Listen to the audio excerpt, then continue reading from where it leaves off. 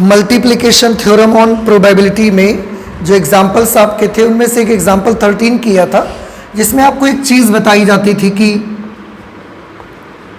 यदि दो घटनाएं, किसी प्रतिदर्श समष्टि S की दो घटनाएं E और F हैं, तो अगर E और F दोनों स्वतंत्र घटनाएं हैं,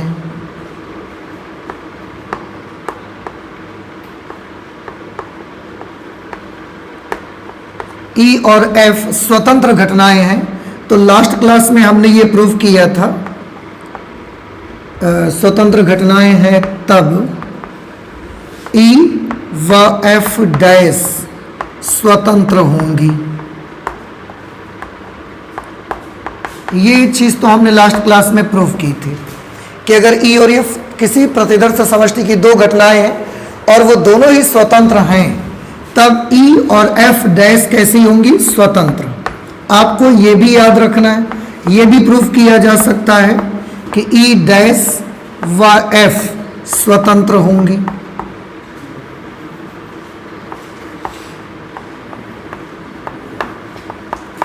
E डैश और F भी स्वतंत्र होंगी। और थर्ड में आप ये भी प्रूव कर सकते हैं कि E डैश व F डैश भी स्वतंत्र होंगे। देखिए ऐसा क्यों बता रहे हैं, क्योंकि इसकी ज़रूरत आपको पड़ेगी, किसी किसी क्वेश्चन में इसकी ज़रूरत आपको पड़ सकती है। और ये भी आपने देखा था कि अगर E और F दो घटनाएं स्वतंत्र हैं तो उसके लिए क्या रूल लगता था? Probability of E intersection F is equal to probability of E into probability of F। तो अगर E और F दो घटनाएं स्वतंत्र हैं तो ये रूल लगेगा। अगर E और F डैश ये भी स्वतंत्र हो जाएंगी तो हम इसके लिए भी तो यही रूल बना सकते हैं, E intersection F dash is equal to probability of E into probability of F dash. अगर E डैश और F स्वतंत्र हैं, इसका मतलब है probability of E dash intersection F is equal to probability of E dash into probability of F। इसके बाद ये भी, अगर E डैश और F डैश दोनों ही स्वतंत्र हैं तो भी हम लिख सकते हैं probability of E dash intersection F dash is equal to probability of E dash into probability of F dash. तो ये कुछ इंपॉर्टेंट से रिजल्ट मिल जाते हैं जो कि आपके किसी किसी क्वेश्चन में लग सकते हैं, जो एक्सरसाइज 13.2 है, ठीक है ना। तो इनको याद रखिएगा, जिस क्वेश्चन में ज़रूरत पड़ेगी हम इन रिजल्ट्स को भी यूज़ कर सकते हैं, ठीक है। तो चलिए अभी हम क्वेश्चन स्टार्ट करते हैं सॉल्व करना। एग्जाम्पल्स लास्ट क्लास में हमने करे थे, आज एक्सरसाइज 13.2 शुरू करेंगे। और पहला क्वेश्चन देखिए, क्वेश्चन नंबर 1 हम पढ़ रहे हैं, आप भी ध्यान से सुनिएगा और बुक्स में भी देखिए। लिखा है यदि probability of A is equal to 3/5, probability of B is equal to 1/5 और A तथा B स्वतंत्र घटनाएं हैं, तो probability of A intersection B ज्ञात कीजिए। देखिए कितना इजी है बेटा, इन्होंने दिया क्या, यहां लिखेंगे क्योंकि A व B स्वतंत्र घटनाएं हैं।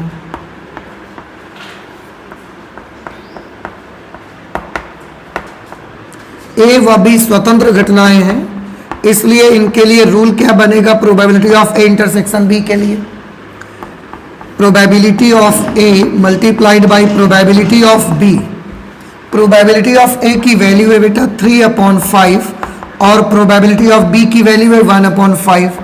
सॉल्व करेंगे तो ये 3/25 बन जाएगा। क्वेश्चन नंबर 1 का हमारा आंसर ये आ जाएगा। समझ नहीं आया आपको? इंडिपेंडेंट इवेंट्स कहा जाता था, और अगर E और F दो घटनाएं स्वतंत्र हैं तो ये इसके इक्वल हो जाएगा। ये लास्ट क्लास में भी हम लोगों ने देखा हुआ था। Question number 2, second number question देखिए। लिखा हुआ है 52 पत्तों की एक गड्डी में से यादृच्छया बिना प्रतिस्थापित किए 2 पत्ते निकाले गए। 52 पत्तों की एक गड्डी है, उसमें से बिना प्रतिस्थापित किए 2 पत्ते निकाले गए। बिना प्रतिस्थापित किए मतलब पहले एक निकाला गया होगा, उसको रखा नहीं गया होगा वापस से उसमें, और फिर दूसरा निकाल दिया गया होगा। तो बिना प्रतिस्थापित किए हमने 2 पत्ते निकाले, उसमें से बारी बारी से। दोनों पत्तों के काले रंग का होने की प्रायिकता बताइए। मतलब दोनों ही पत्ते ब्लैक कलर के आ जाएं, इसकी प्रोबेबिलिटी क्या होगी। तो 2 पत्ते आपने बारी बारी से निकाले हैं और उनमें से पहला पत्ता जब निकाला है उसको वापस रखा नहीं है आपने, और फिर दूसरा पत्ता निकाल दिया है। अब पहला वाला भी ब्लैक आए और दूसरा वाला भी ब्लैक आए, ये हम चाहते हैं। तो सबसे पहले तो यहां मान लेते हैं, माना घटना ई को हम मान लेते हैं पहले पत्ते के काले रंग के होने की घटना।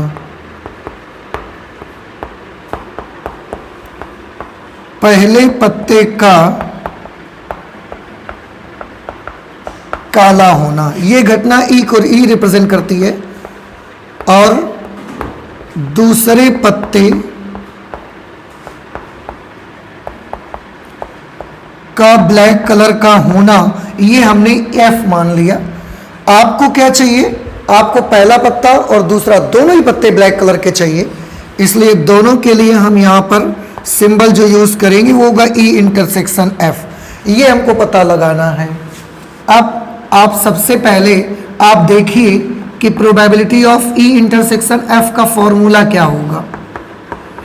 पहले क्या हो रहा है, पहले ये वाला पत्ता निकल रहा है, तो पहली बार में काला पत्ता निकलने के लिए क्या प्रोबेबिलिटी का सिंबल बनाएंगे, प्रोबेबिलिटी ऑफ ई, क्योंकि इससे पहले तो कोई घटना घटी नहीं थी ना।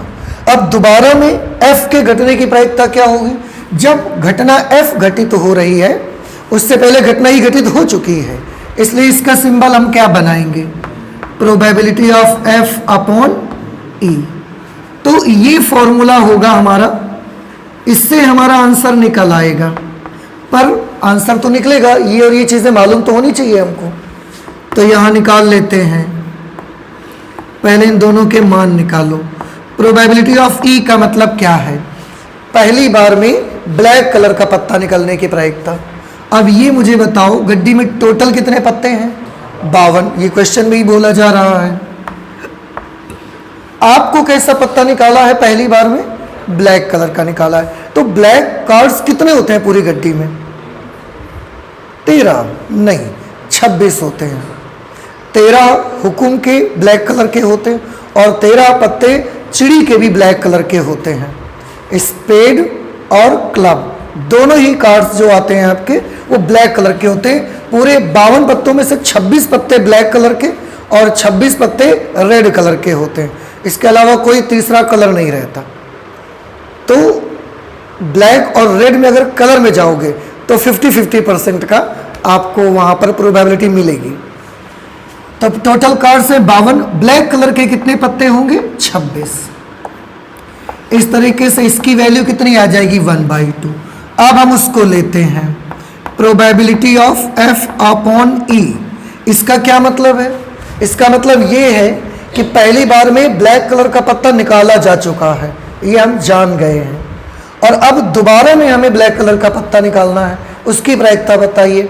और याद ये रखना है कि जब पहली बार में ब्लैक कलर का कार्ड आपने निकाला था, उसको वापस रखा नहीं है, बिना प्रतिस्थापित किए हुए। तो अब आप मुझे बता सकते हैं इसकी प्रोबेबिलिटी। तो क्या ध्यान में रखना है आपको कि पहली बार में एक पत्ता निकाला गया है, किस रंग का था वो, ब्लैक कलर का। क्या दोबारा उसको वापस हमने गड्डी में फिर से रखा, नहीं रखा। तो अब बताइए गड्डी में कुल कितने पत्ते हैं, टोटल 52 पत्तों की गड्डी थी, और एक काले रंग का पत्ता निकाल के तो हटा दिया, तो अब टोटल कितने पत्ते बचे, टोटल 51 बचे। और ब्लैक कलर के अभी भी कितने हैं, अब तो 25 है ना, अब 26 नहीं है। क्यों, क्योंकि पहली बार में तो हमने ब्लैक कलर का निकाला था पत्ता। अगर पहली बार हमने रेड का निकाला होता और इस बार ब्लैक का निकालना होता तो अभी भी 26 रहते। नहीं समझ में आया, फिर से बताओ, पूरी गड्डी में से हमने एक पत्ता निकाला, किस कलर का, ब्लैक कलर का, तो पूरी गड्डी में कितने बचे, 51। और ब्लैक कार्ड्स में कितने कार्ड्स बचे, उसमें 25 बच रहे हैं। तो 25/51 ये इसकी वैल्यू आ जाएगी। इसलिए probability of E intersection F is equal to probability of E into probability of F upon E. Probability of E की जगह 1/2 और probability of F upon E की जगह पर ये 25/51। कैंसिलेशन तो मुझे नहीं लगता हो रहा है, तो 25/102 ये आंसर बन जाना चाहिए इसका। 13.2 है और 13.2 का सेकेंड क्वेश्चन देख लेते हैं। 25/102 आंसर ही आ जाएगा हमारा। आई होप कि आपको समझ में आ गया होगा, ठीक है ना। तो ये बड़ी सिंपल सी चीज़ है और लास्ट क्लास में इस पर बेस्ड एग्जाम्पल भी आपने किए हैं, तो बहुत आसान रहेगा ये सारा कुछ। एक एक करके सारे क्वेश्चन हम लोग लगा लेंगे। अभी नोट कर लीजिए जल्दी से इसे आप। क्वेश्चन नंबर 3 मैं पढ़ रहा हूँ, आप भी ध्यान से देखिएगा। लिखा हुआ है संतरों के एक डिब्बे का निरीक्षण, संतरों के एक डिब्बे का निरीक्षण, उसमें से 3 संतरों को यादृच्छया बिना प्रतिस्थापित किए हुए निकालकर किया जाता है। यदि तीनों निकाले गए संतरे अच्छे हों तो डिब्बे को बिक्री के लिए स्वीकृत किया जाता है, अन्यथा अस्वीकृत कर देते हैं। मतलब संतरों की एक पेटी है, एक डिब्बा है, उसमें बहुत सारे संतरे भरे होंगे। अब उसमें से वो पेटी, वो बॉक्स मार्केट में बिकने के लिए भेजा जाएगा या नहीं भेजा जाएगा, ये निर्भर करता है कि हम उसमें से एक एक करके 3 संतरे निकाल के देखेंगे रैंडमली। कोई भी एक संतरा निकाला, फिर दूसरा निकाला, फिर तीसरा निकाला। अगर ऐसा करने से तीनों संतरे अच्छे हमको मिलते हैं तो हम उसे मार्केट में बिक्री के लिए भेजेंगे, और अगर तीनों में से एक भी कोई संतरा खराब आ जाता है तो हम उसे मार्केट में बिक्री के लिए फिर नहीं भेजेंगे। तो ये है कि स्वीकृत किया जाएगा उसको बिक्री के लिए या अस्वीकार कर दिया जाएगा। ये डिपेंड करता है, आप 3 संतरे वहां से पेटी से निकालेंगे रैंडमली, कहीं से भी हाथ घुसेड़ के एक संतरा आपको बाहर निकालना है। ऐसा अगर तीनों अच्छे आते हैं तो बिक्री होने के लिए जाएगा, नहीं तो नहीं जाएगा, फिर आराम से घर में बैठ के खाइएगा। आगे लिखा है एक डिब्बा जिसमें 15 संतरे हैं। एक बॉक्स है, उसमें पूरे कितने संतरे भरे हुए हैं? 15 संतरे भरे हुए हैं। कुल 15 संतरे भरे हुए हैं, जिनमें 12 अच्छे व 3 खराब संतरे हैं। 12 संतरे कैसे हैं? अच्छे हैं, और 3 संतरे कैसे हैं? उसमें से खराब हैं। और टोटल कितने हैं? 15 संतरे हैं। के बिक्री के लिए स्वीकृत होने की प्रायिकता ज्ञात करें। आपसे क्वेश्चन में यह पूछा जा रहा है कि वो जो बॉक्स है वो बिक्री के लिए एक्सेप्ट कर लिया जाए, बिक्री के लिए उसको स्वीकार कर लिया जाए, इसकी प्रोबेबिलिटी क्या होगी? तो देखिए बड़ी सिंपल सी चीज़ है, उस बॉक्स को बिक्री के लिए स्वीकार कर लिया जाएगा। ये तो तभी पॉसिबल है जब 3 के तीनों ही संतरे कैसे निकल आए? अच्छे निकल आए। कुछ बात समझ आ रही है हमारी आपको? तो अब इसी बात की प्रायिकता आपको निकालनी है। तो उसके लिए तीनों संतरे आपके अच्छे निकलने चाहिए। अच्छे निकलने चाहिए मतलब इन 12 में से आने चाहिए, इसमें से एक भी संतरा बाहर नहीं निकलना चाहिए। खराब है तो बने रहे भीतर, लेकिन जब हम निकालें तो इन 3 में से नहीं आना चाहिए उनको। उस समय वो हमारा काम बना दे, इसके बाद पेटी बिकने के लिए चली जाएगी, फिर कुछ भी हो, क्या फर्क पड़ता है किसी को। तो हमें तीनों संतरे अच्छे चाहिए। यही तो समझ में आया हमको कि अगर बिक्री के लिए स्वीकार्य हो, ये तो तभी हो सकता है जब तीनों संतरे अच्छे हों। तो हम क्या करेंगे? मान लेते हैं, माना घटना ई, पहला संतरा अच्छा होने की घटना है। एफ क्या होगी? दूसरा संतरा अच्छा होने की घटना, और एक जी मान लो तीसरा संतरा। ये भी हमको कैसा चाहिए? अच्छा ही चाहिए। तीनों संतरे हमको अच्छे ही चाहिए, और नहीं तो पेटी बिकने के लिए स्वीकार नहीं की जाएगी फिर। अच्छा, अब और ये प्रतिस्थापन के साथ है कि प्रतिस्थापन के बिना है? यादृच्छया बिना प्रतिस्थापित किए हुए निकाले जाते हैं। बिना प्रतिस्थापित किए हुए का क्या मतलब है? एक बार अगर हम जो ऑरेंज उसमें से निकाल लेंगे उसको दोबारा हम डालेंगे नहीं उसमें, ठीक है ना, ये भी आपको याद रखना है। तो सबसे पहले मुझे बताओ प्रोबेबिलिटी ऑफ ई का मान क्या होगा। आपको क्या चाहिए पहले ये डिसाइड कर लेते हैं।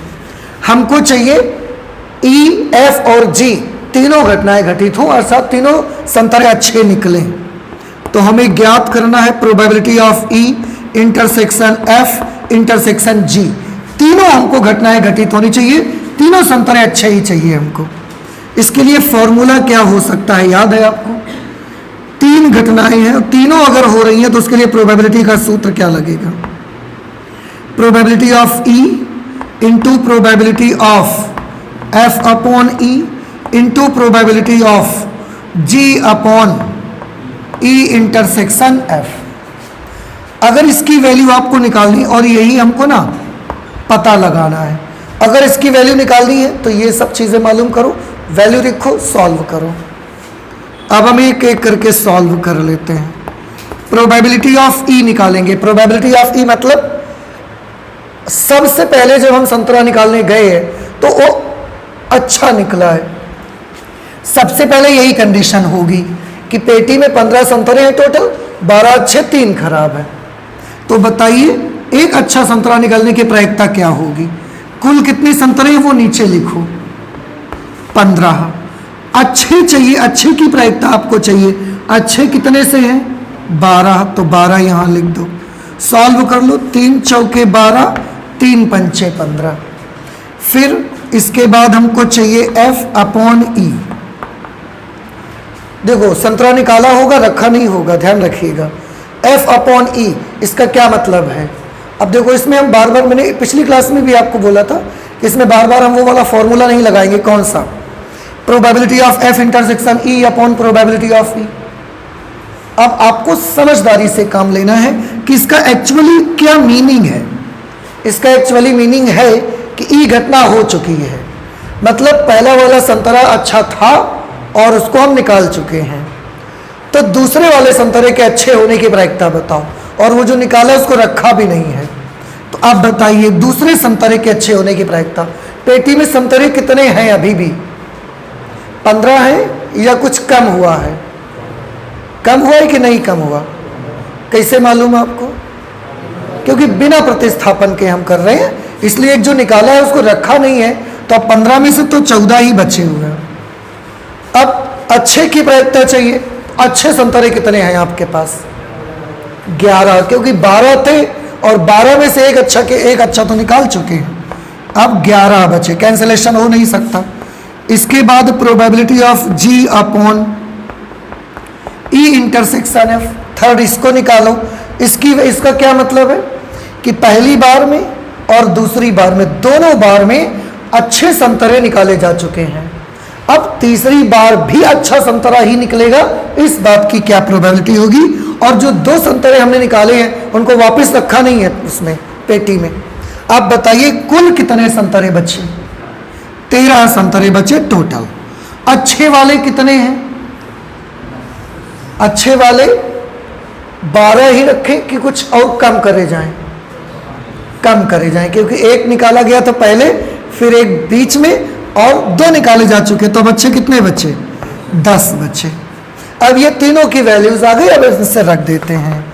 इसलिए probability of E intersection F intersection G is equal to, इनकी वैल्यूज अप्लाई करेंगे। Probability of E into probability of F upon E into probability of G upon E intersection F. ठीक, वैल्यू लिख दीजिए। Probability of E की जगह पर लिखेंगे 4/5, 4/5। F upon E की जगह 11/14 और जी अपॉन ई इंटरसेक्शन एफ की जगह 10/13, 10/13। अब इसे सॉल्व कर लो। 2 दूना 4, 2 सत्ते 14, 5 एकम 5, 5 दूना 10, और तो कैंसिलेशन नहीं होगा। 2 दूना 4 का 11 से गुणा करिए 44 और 13 सत्ते 91। 44/91, ये प्रोबेबिलिटी आ जाएगी आपके क्वेश्चन नंबर 3 की। एक्सरसाइज 13.2 है और उसका क्वेश्चन नंबर 3 सॉल्व किया है। देखते हैं क्या आंसर आ रहा है इसका। 44/91, ठीक है। इस तरह से आप इन क्वेश्चंस को सॉल्व करेंगे। चलिए क्वेश्चन नंबर 4, ये बताएं ये समझ में आया कि नहीं आ रहा है आपको, ठीक है। क्वेश्चन नंबर 4 पढ़ रहे हैं, आप ध्यान से देखिएगा। लिखा हुआ एक न्याय सिक्का, न्याय मतलब नया सिक्का, और एक अभिनत पासे को उछाला गया है। अभिनत पासा मतलब कि उसमें हर पटल पर अलग अलग नंबर लिखा होगा। मान ली एक घटना सिक्के पर चित्त प्रकट होता है। सबसे पहले सैंपल स्पेस बनाएंगे। क्या क्या किया गया है, एक सिक्का और एक पासे को उछाला गया है, तो सैंपल स्पेस क्या बनेगा। एक सिक्का है और एक पासा, दोनों एक साथ उछाले गए हैं, तो ये हो सकता है कि सिक्के के हेड के साथ पासे का 1 आ जाए, सिक्के के हेड के साथ पासे का 2, हेड के साथ 3, हेड के साथ पासे का 4, हेड के साथ पासे का 5, हेड के साथ पासे का 6। ऐसा हो सकता है। या ये भी हो सकता है कि सिक्के में हेड आए, पासे पर भी एक आए, सिक्के के हेड के साथ पासे का 2, टेल के साथ 2, सिक्के के टेल के साथ पासे का 3, टेल के साथ 4, टेल के साथ 5 और टेल के साथ 6। ये सैंपल स्पेस बनेगा टोटल। अब इसमें कुछ घटनाओं के बारे में दिया जा रहा है। उन्होंने बोला मान ली एक घटना सिक्के पर चित्त प्रकट होना। एक घटना किसको रिप्रेजेंट कर रही है, सिक्के पर चित्त प्रकट होना। चित्त मतलब सिक्के पर हेड आना। तो बताओ कितनी जगहों पर ऐसा है जहां सिक्के पर हेड आ रहा है। ये सब जगहों पर सिक्के पर हेड आ रहा है, तो हम ये सारे के सारे इसमें नोट करेंगे। H2, H3, H4, H5, H6, ये ऐसा। B, घटना B के बारे में क्या दिया है, और घटना B पासे पर संख्या 3 प्रकट होती है। पासे पर 3 का प्रकट होना, पासे पर 3 दो जगहों पर प्रकट हो रहा है, एक यहां पर और एक यहां पर। बवाओ दिखा ना आपको, पासे पर 2 जगह पर 3 प्रकट हो रहा है। अब उन्होंने बोला को निरूपित करते हैं, निरीक्षण कीजिए कि घटनाएं ए और बी स्वतंत्र हैं कि नहीं है। घटनाओं को ए और बी को स्वतंत्र सिद्ध करने का आपके पास क्या तरीका है। आप स्वतंत्र घटनाएं अगर ए और बी होंगी तो probability of A intersection B का मान probability of A into probability of B के बराबर आना चाहिए। तो हम 3 चीजें निकालेंगे, प्रोबेबिलिटी ऑफ ए निकालेंगे, प्रोबेबिलिटी ऑफ बी निकालेंगे और probability of A intersection B निकालेंगे। फिर चेक करेंगे कि क्या वाकई में probability of A intersection B का मान प्रोबेबिलिटी ऑफ ए और प्रोबेबिलिटी ऑफ बी के मल्टीप्लिकेशन के बराबर आता है। अगर आ जाएगा तो दोनों घटनाएं स्वतंत्र हैं, और अगर नहीं आएगा तो दोनों घटनाएं स्वतंत्र नहीं है। फिर ठीक है, तो ए इंटरसेक्शन बी भी निकाल लो पहले। ए और बी में देखो कोई एलिमेंट कॉमन है, बताइए, दिखा। H3 हेड के साथ 3 का आना ये कॉमन है। अब मुझे बताओ प्रोबेबिलिटी ऑफ ए की वैल्यू कितनी होगी। ए में कितनी घटनाएं हैं, 6। टोटल कितनी घटनाएं हैं, 12। तो कुल घटनाएं 12 हैं और ए में है 6, तो ये वैल्यू आ गई 1/2। फिर प्रोबेबिलिटी ऑफ बी निकालिए, कुल कितनी घटनाएं हैं, 12। बी में कितनी घटनाएं हैं, 2। तो 2/12 मतलब 1/6। इसके बाद probability of A intersection B निकालिए। ए इंटरसेक्शन बी में कुल कितनी घटनाएं हैं, 12, और ए इंटरसेक्शन बी में कितने एलिमेंट है, केवल 1। तो 1/12 ही आ गया। एक चीज और बताएं, हम आपको ऐसे भी कर सकते हैं, जैसे ए इंटरसेक्शन बी का निकालने गए, हेड और 3 दोनों आ रहे हैं। हेड क्या, हेड आने की प्रोबेबिलिटी कितनी होती है सिक्के पर, 1/2। पासे पर 3 आने की प्रोबेबिलिटी कितनी होती है, 1/6। तो 1/2 इंटू 1/6 आ गया 1/12। एक दूसरा तरीका बताया था ना हमने प्रोबेबिलिटी को कैलकुलेट करने का, वो तरीका आप लगा सकते हो। ऐसे ही 1/12 प्लस 1/12, 2/12 1/6, तो बी की प्रोबेबिलिटी 1/6 आ गई। देखो इसमें 1/12 1/12 1/12 1/12 1/12 1/12, 6/12 6/12, जैसे मर्जी आप कर सकते हो। मैंने दोनों मेथड्स आपको बताए हैं, जो आपको पसंद आए बस वो कर लीजिएगा। आपको क्या लगता है बताइए, क्या probability of A intersection B की value probability of A into probability of B के बराबर आएगी कि नहीं आएगी? यहां पर आप एक काम कर सकते हैं, क्योंकि probability of A intersection B की वैल्यू कितनी है 1/12, और 1/12 को हम लिख सकते हैं 1/2 इंटू 1/6। 1/2 किसकी वैल्यू है? प्रोबेबिलिटी ऑफ ए की, और 1/6 किसकी वैल्यू है? प्रोबेबिलिटी ऑफ बी की। तो आप देखें probability of A intersection B का मान किसके बराबर आ गया? Probability of A into probability of B. इससे क्या रिजल्ट मिला आपको कि ए और बी स्वतंत्र घटनाएं हैं, इसलिए ए व बी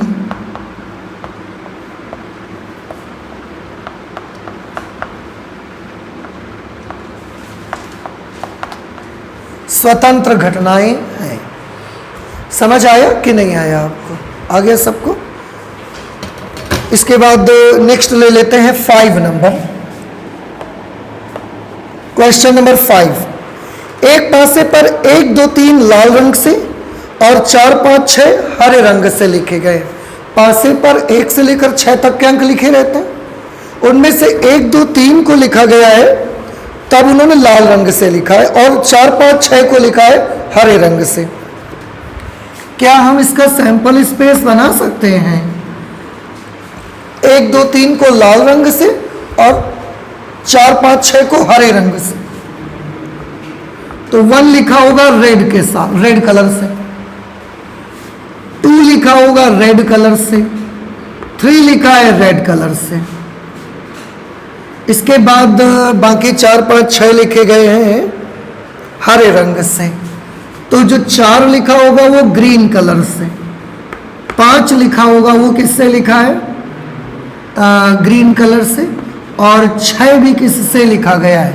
ग्रीन कलर से। ठीक है, इसको आप ऐसे ना लिखकर थोड़ा सा ना और सही से लिखते। ऐसा लगता है एक बार में 2 चीजें फेंकी जा रही हैं। आप ऐसा कर दो, red 1 red 2 red 3 green 4 green 5 green 6, ऐसे कर लो आप, सफिक्स में लगा लो 1 2 3 4 5 6। ठीक, ओके। अब ध्यान से देखिएगा, इस पासे को उछाला गया, ठीक है भाई।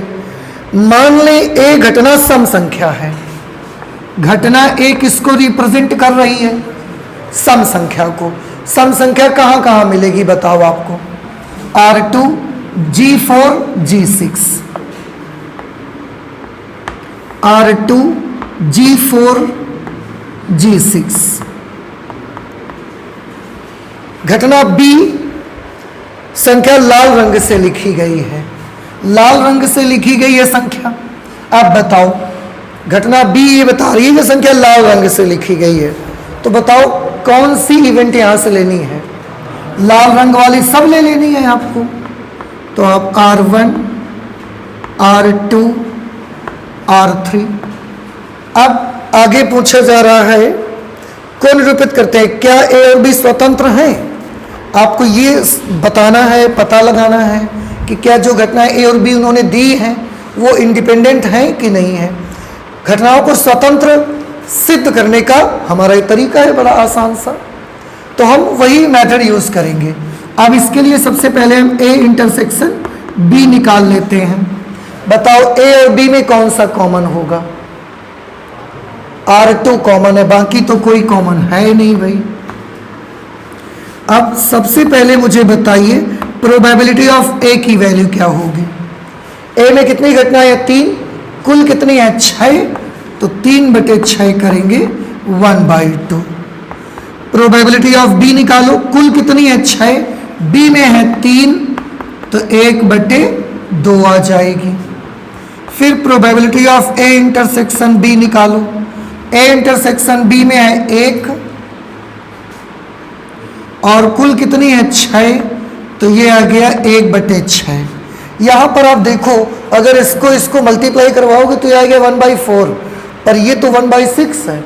इसका मतलब है कि ए और बी स्वतंत्र घटनाएं नहीं हैं, क्योंकि probability of A intersection B is equal to 1/6, but probability of A into probability of B is equal to 1/2 into 1/2 is equal to 1/4। इसका मतलब ये हुआ कि probability of A intersection B is not equal to probability of A into probability of B, इसलिए A और B स्वतंत्र नहीं है।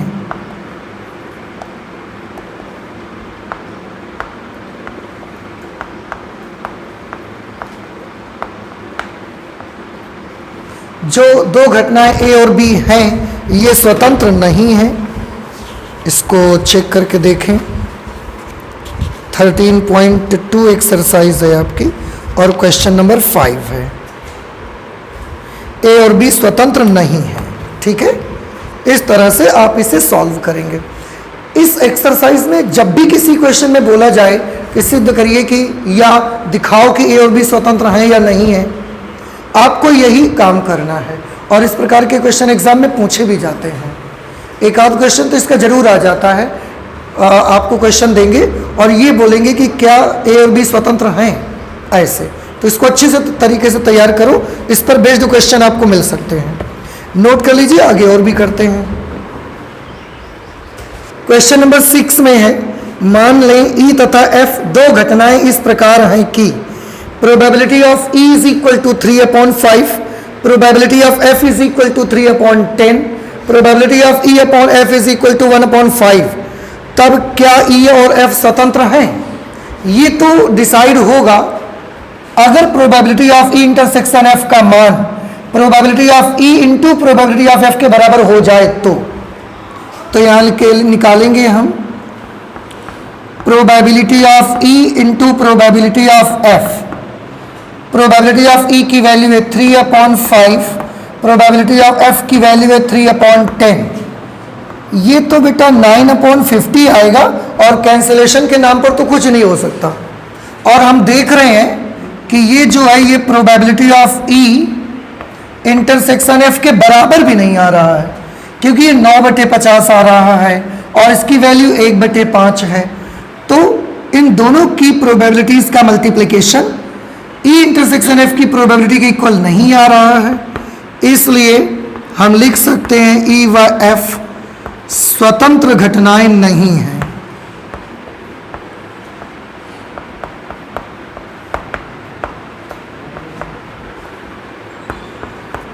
ई व एफ स्वतंत्र घटनाएं नहीं है। समझ आया कि नहीं आया आपको? ये तो बहुत ही आसान हो गया। 7 नंबर, ए और बी ऐसी घटनाएं दी गई हैं जहां प्रोबेबिलिटी ऑफ ए की वैल्यू दी है 1/2, probability of A union B की वैल्यू दी गई है 3/5 और प्रोबेबिलिटी ऑफ बी की वैल्यू दी गई है हमको स्मॉल p। तो p का मान ज्ञात करना है आपको और इसी की वैल्यू मालूम भी करनी है। दो अलग अलग कंडीशन है। पहली कंडीशन है घटनाएं परस्पर अपवर्जी हैं।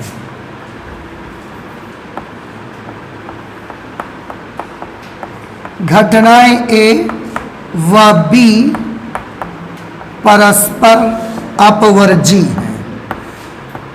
आपको ध्यान होगा अगर दो घटनाएं परस्पर अपवर्जी होती हैं तो उनका जो इंटरसेक्शन होता है वो कितना आता है 5। मतलब हमें उन दोनों घटनाओं में कुछ भी कॉमन नहीं मिलता। अगर परस्पर अपवर्जी घटनाएं हैं, म्यूचुअली एक्सक्लूसिव इवेंट्स कहा जाता है इन्हें, तो कोई भी चीज कॉमन नहीं होती है। इंटरसेक्शन एफ की वैल्यू 5 आती है और इसलिए ए इंटरसेक्शन बी की जो प्रोबेबिलिटी है वो 0 आ जाती है, क्योंकि असंभव घटना हो गई ना, और असंभव घटना की प्रायिकता 0 होती है। ऐसी सिचुएशन पर आपको प्रोबेबिलिटी ऑफ बी पता लगानी है।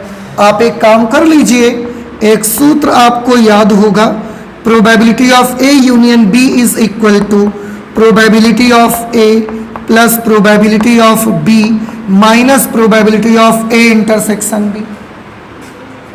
इसकी वैल्यू हमको दी गई है 3/5, इसकी वैल्यू हमें पता है 1/2, प्रोबेबिलिटी ऑफ बी का मान स्मॉल p माइनस इसकी वैल्यू 0 है। क्यों? क्योंकि जो घटनाएं ए और बी हमको दी गई हैं उनमें यह बताया गया कि दोनों घटनाएं परस्पर अपवर्जी हैं। याद रख लीजिए कि अगर दो घटनाएं ए और बी परस्पर अपवर्जी होंगी तो ए इंटरसेक्शन बी 5 होगा और ए इंटरसेक्शन बी की जो प्रोबेबिलिटी है वो 0 के बराबर आ जाएगी। समझ आया? ये भी आपको ध्यान रखना है। और अगर यही ए और बी स्वतंत्र होती तो क्या होता? फिर probability of A intersection B का मान 0 नहीं आता, probability of A into probability of B के बराबर आता। पिछली क्लास से लगातार यही तो कर रहे हैं हम लोग। सॉल्व करिए, इसको इधर भेज दीजिए, तो ये आएगा 3/5 minus 1/2 is equal to P. P is equal to 10 LCM ले लें, 5 दूना 10, 2 3 6 माइनस 2 5 6 10, 5 एकम 5। इस तरीके से p की वैल्यू आएगी 1/10। समझ में आया कि नहीं आया? सेकंड पार्ट देखिए भैया, सेकंड पार्ट पे लिखा उन्होंने घटनाएं स्वतंत्र हैं, घटनाएं ए व बी स्वतंत्र हैं। अब ये बताओ, अगर दो घटनाएं स्वतंत्र होती हैं तो इनके लिए रूल क्या बना है? इनके लिए रूल है probability of A intersection B is equal to probability of A into probability of B. ठीक है?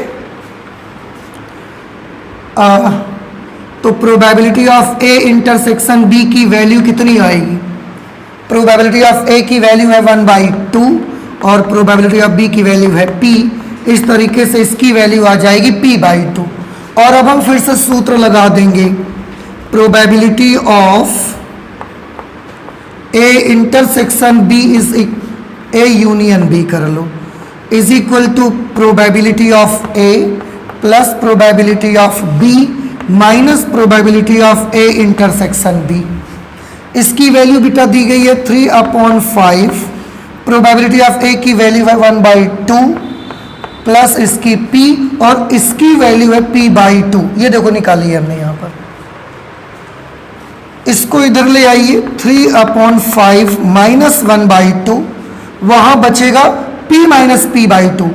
p में से p का हाफ माइनस कर दीजिए तो p का हाफ ही तो बचेगा।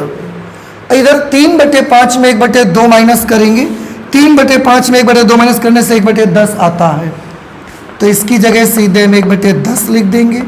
यहाँ p/2, 2 1 2, 2 5 10, इसलिए p की वैल्यू आ गई 1/5। p की वैल्यू आ गई 1/5। समझ नहीं आया आपको?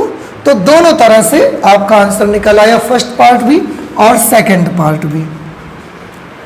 पर यह याद रखिए कि अगर परस्पर अपवर्जी घटनाएं हैं तो ए इंटरसेक्शन बी 5 आएगा और प्रोबेबिलिटी ऑफ इंटरसेक्शन बी की वैल्यू 0 आएगी। और अगर ए और बी स्वतंत्र घटनाएं हैं तो फिर probability of A intersection B का मान probability of A into probability of B के बराबर आएगा। 7 था। इसके बाद 8th नंबर क्वेश्चन, मान लें ए और बी स्वतंत्र घटनाएं हैं तथा, अब देखो उन्होंने पहले ही बोल दिया कि आप मान लीजिए कि ए और बी कैसी घटनाएं हैं? स्वतंत्र। तो यहां लिखेंगे क्योंकि ए व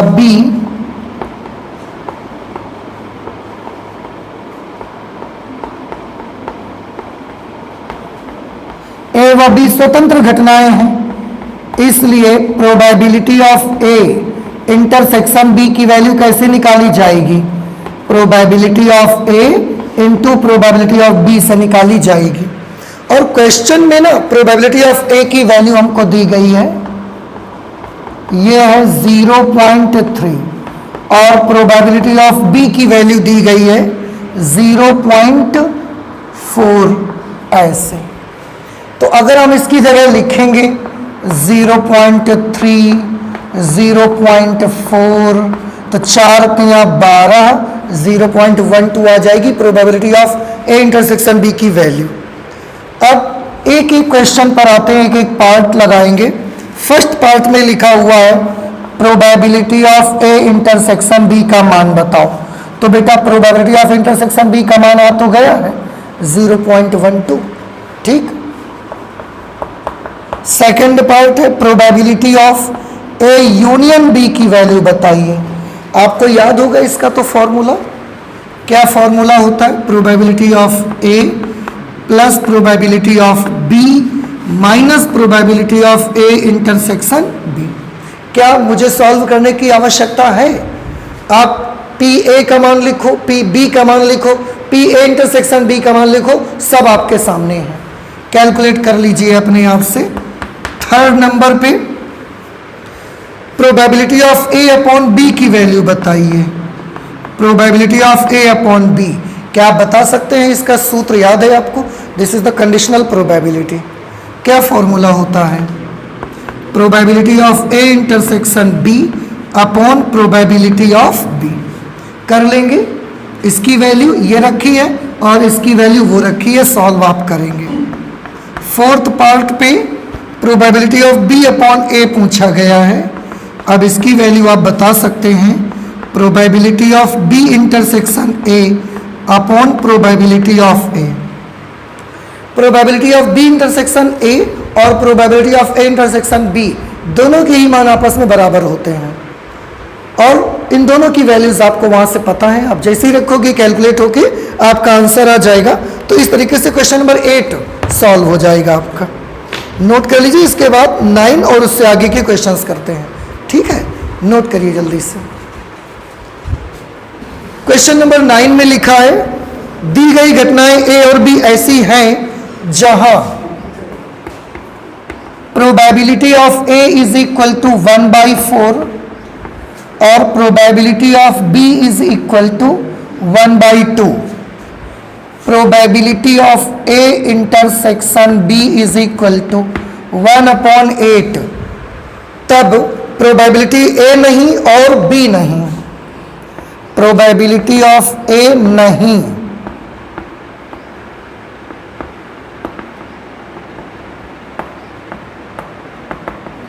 और बी नहीं, ये आपको ज्ञात करना है। देखो बेटा बहुत इजी क्वेश्चन है। प्रोबेबिलिटी ऑफ ए नहीं और बी नहीं, ये आपको मालूम करना है। इसको सिंबल में कन्वर्ट करेंगे। ए नहीं का मतलब ए डैश, किसी भी घटना के ना होने की प्रायिकता उसके ऊपर डैश लगा के प्रदर्शित करते हैं। और के लिए इंटरसेक्शन और बी के लिए, बी नहीं के लिए बी डैश। तो probability of A dash intersection B dash. ये समझ आई बात आपको? इसके लिए क्या फॉर्मूला होता है? इसके लिए ना हमारे पास डी मॉर्गन्स लॉ होते हैं जो कि आपको सेट थ्योरी वगैरह में बताए जाते हैं कि A dash intersection B dash की वैल्यू आप इसको लिख सकते हो A union B whole dash आप लिख सकते हो। A dash intersection B dash A union B whole dash, ये याद रख लीजिए। A dash intersection B dash is equal to A union B whole dash, ठीक। और A union B whole dash को अगर इनके साथ, चलो ठीक है, A dash intersection B dash अगर कभी आता है तो ए यूनियन बी, नहीं सॉरी, अगर यहाँ यूनियन है तो यहाँ इंटरसेक्शन हो जाएगा, अगर यहाँ इंटरसेक्शन है तो यहाँ यूनियन हो जाएगा। इस तरह से आपको याद रखना है। अब probability of A union B dash, इसमें भी आप एक रूल जानते हैं कि अगर कहीं लिखा हो प्रोबेबिलिटी ऑफ ए डैश तो इसका मतलब होता है 1 माइनस प्रोबेबिलिटी ऑफ ए। यही तो मतलब रहता है इसका। तो इसको हम लिख सकते हैं 1 minus probability of A union B, क्योंकि इसके ऊपर डैश लगा हुआ है। तो 1 minus probability of A union B, 1 minus probability of A union B, इसका सूत्र लगा देंगे हम, probability of A plus probability of B minus probability of A intersection B. याद करिए probability of A union B का ये फॉर्मूला होता है। सॉल्व करेंगे तो 1 minus probability of A 1/4, probability of B 1/2 minus probability of A intersection B 1/8। तो 1 minus यहाँ 8 एलसीएम आ जाएगा, 4 दूना 8, 2 चौके 8, 8 एकम 8, 4 2 6 माइनस 1 7/8, फिर सॉल्व किया जाएगा 1/8। 1 माइनस 7/8 हुआ नहीं, 4 2 6 माइनस 1 5/8 आएगा। तो इस तरीके से इसका जवाब आपको मिलेगा 3/8। अब ये आप बताएं आपको समझ में आया कि नहीं आया? आया। इस तरह से ये हमने करा क्वेश्चन नंबर 9 नंबर पे आंसर आ रहा है 3/8। वैसे एक चीज़ और आपको बताएं, इसका एक तरीके से हम और निकाल सकते हैं। कैसे? थोड़ा ध्यान से देखिए, आपको ध्यान होगा अभी सबसे शुरू में एक रूल हमने आपको बताया था कि अगर ए और बी दो स्वतंत्र घटनाएं हैं तो ए डैश और बी डैश भी कैसी होती हैं? स्वतंत्र। याद आया? यहां पर हम देख रहे हैं कि probability of A dash A intersection B का मान 1/8 है, probability of A 1/4, probability of B 1/2। इसकी वैल्यू इन दोनों के गुणनफल के बराबर है। यहां से एक बात तो पता लग गई कि ए और बी कैसी घटनाएं हैं? स्वतंत्र। अगर ए और बी स्वतंत्र हैं तो ए डैश और बी डैश भी तो स्वतंत्र होंगी। यहां लिख देंगे क्योंकि probability of A intersection B is equal to, ये देखो सेकंड मेथड में लगा के दिखा रहा हूं आपको, आप ऐसे भी ला सकते थे इसका answer, probability of A into probability of B. यहां probability of A intersection B का मान प्रोबेबिलिटी ऑफ ए और प्रोबेबिलिटी ऑफ बी के गुणनफल के बराबर है, इसलिए ए व बी कैसी घटनाएं हैं? ए और बी स्वतंत्र घटनाएं हैं। ठीक, अगर ए और बी स्वतंत्र घटनाएं हैं इसलिए ए डैश व बी डैश भी कैसी घटनाएं होंगी? स्वतंत्र घटनाएं होंगी। ठीक, अगर ए डैश और बी डैश भी स्वतंत्र घटनाएं हैं तो probability of A dash into intersection B dash का मान probability of A dash into probability of B dash के बराबर हो जाएगा। इसको कैसे निकाल सकते? 1 minus probability of A, probability of B dash को निकाला जा सकता है 1 minus probability of B, 1 minus probability of A ये है 1/4 और 1 माइनस प्रोबेबिलिटी ऑफ बी ये है 1/2। सॉल्व करेंगे तो ये आएगा 3/4, ये आएगा 1/2 और इस तरीके से सॉल्व किए 3/8 आ जाएगा। तो ऐसे भी 3/8 आएगा, वैसे भी 3/8 आएगा। आपको जैसे अच्छा लगे वैसे आप कर लो। नहीं समझ में आ रही बात आपको? आप इस तरह से भी निकाल सकते हैं इसका आंसर। तो ये हमने कौन सा नंबर कर लिया? Question number 9। इसके बाद आते हैं क्वेश्चन नंबर 10। 10th नंबर पे है, मान लें ए तथा बी स्वतंत्र घटनाएं हैं। अब देखो बेटा, ए व बी कैसी घटनाएं हैं? स्वतंत्र घटनाएं हैं। याद रखिएगा ये वाली लाइन। और प्रोबेबिलिटी ऑफ ए की वैल्यू हमको दी गई है 1/2, प्रोबेबिलिटी ऑफ बी की वैल्यू दी जा रही है 7/12 और प्रोबेबिलिटी ऑफ ए नहीं और बी नहीं। बताओ, प्रोबेबिलिटी ऑफ ए नहीं और बी नहीं, इसको कैसे लिखोगे? ए नहीं मतलब ए डैश, और के लिए इंटरसेक्शन, बी नहीं मतलब बी डैश, इसकी वैल्यू 1/4 दी गई है। क्या ए और बी स्वतंत्र घटनाएं हैं? अरे ये कैसा क्वेश्चन है? पहले तो इसमें बोला इन्होंने कि मान लें ए और बी स्वतंत्र घटनाएं हैं, और फिर बाद में पूछ रहे हैं कि क्या ए और बी स्वतंत्र घटनाएं हैं। कुछ मिसप्रिंटिंग है ना इसमें। ऐसा करते हैं हम लोग कि ये शायद ऊपर वाला हिस्सा नहीं होना चाहिए, बस क्वेश्चन ये होना चाहिए कि probability of A 1/2, probability of B 7/12, और प्रोबेबिलिटी ऑफ ए नहीं और बी नहीं बराबर 1/4। तो क्या ए और बी स्वतंत्र घटनाएं हैं? ये आपको प्रूफ करना, ये आपको दिखाना होगा, या इसके बारे में आपको मालूम करना होगा। तो ध्यान से देखिएगा, हम क्या करेंगे, इसको हम लिख सकते हैं probability of A dash into probability of B dash is equal to 1/4।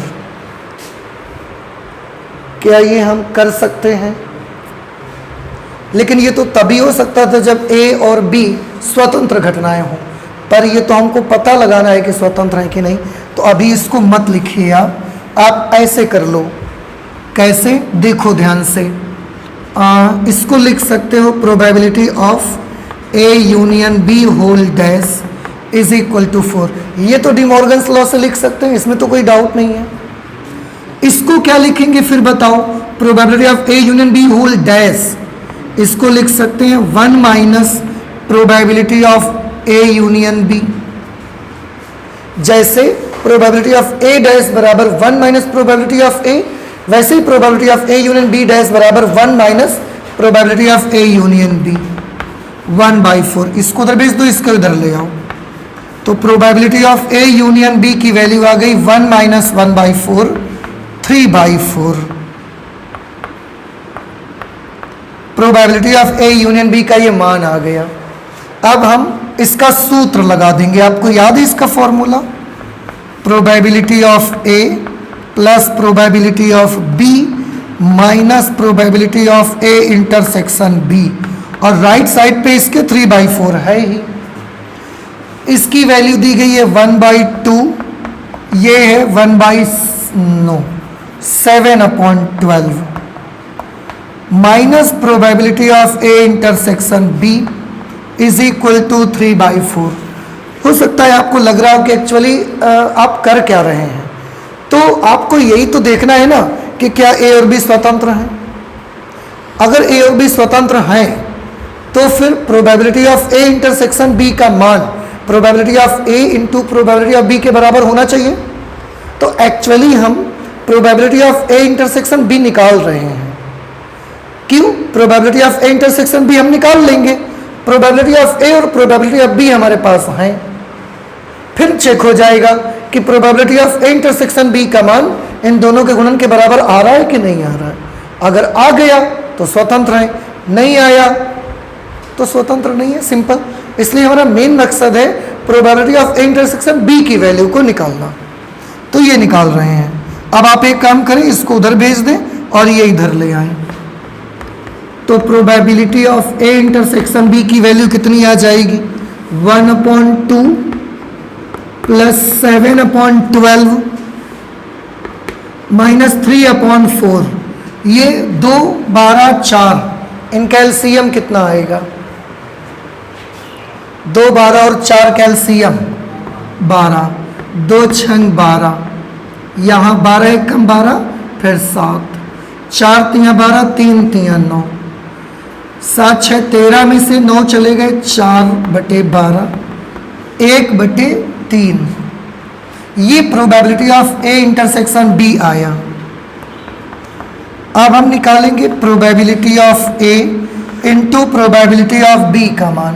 Probability of ए है 1/2, प्रोबेबिलिटी ऑफ बी है 7/12, ये आएगा 7/24। आप देखिए कि probability of A intersection B का मान इसके बराबर नहीं आ रहा है। यहाँ लिख देंगे क्योंकि probability of A intersection B is not equal to probability of A into probability of B, इसलिए ए व बी स्वतंत्र नहीं है।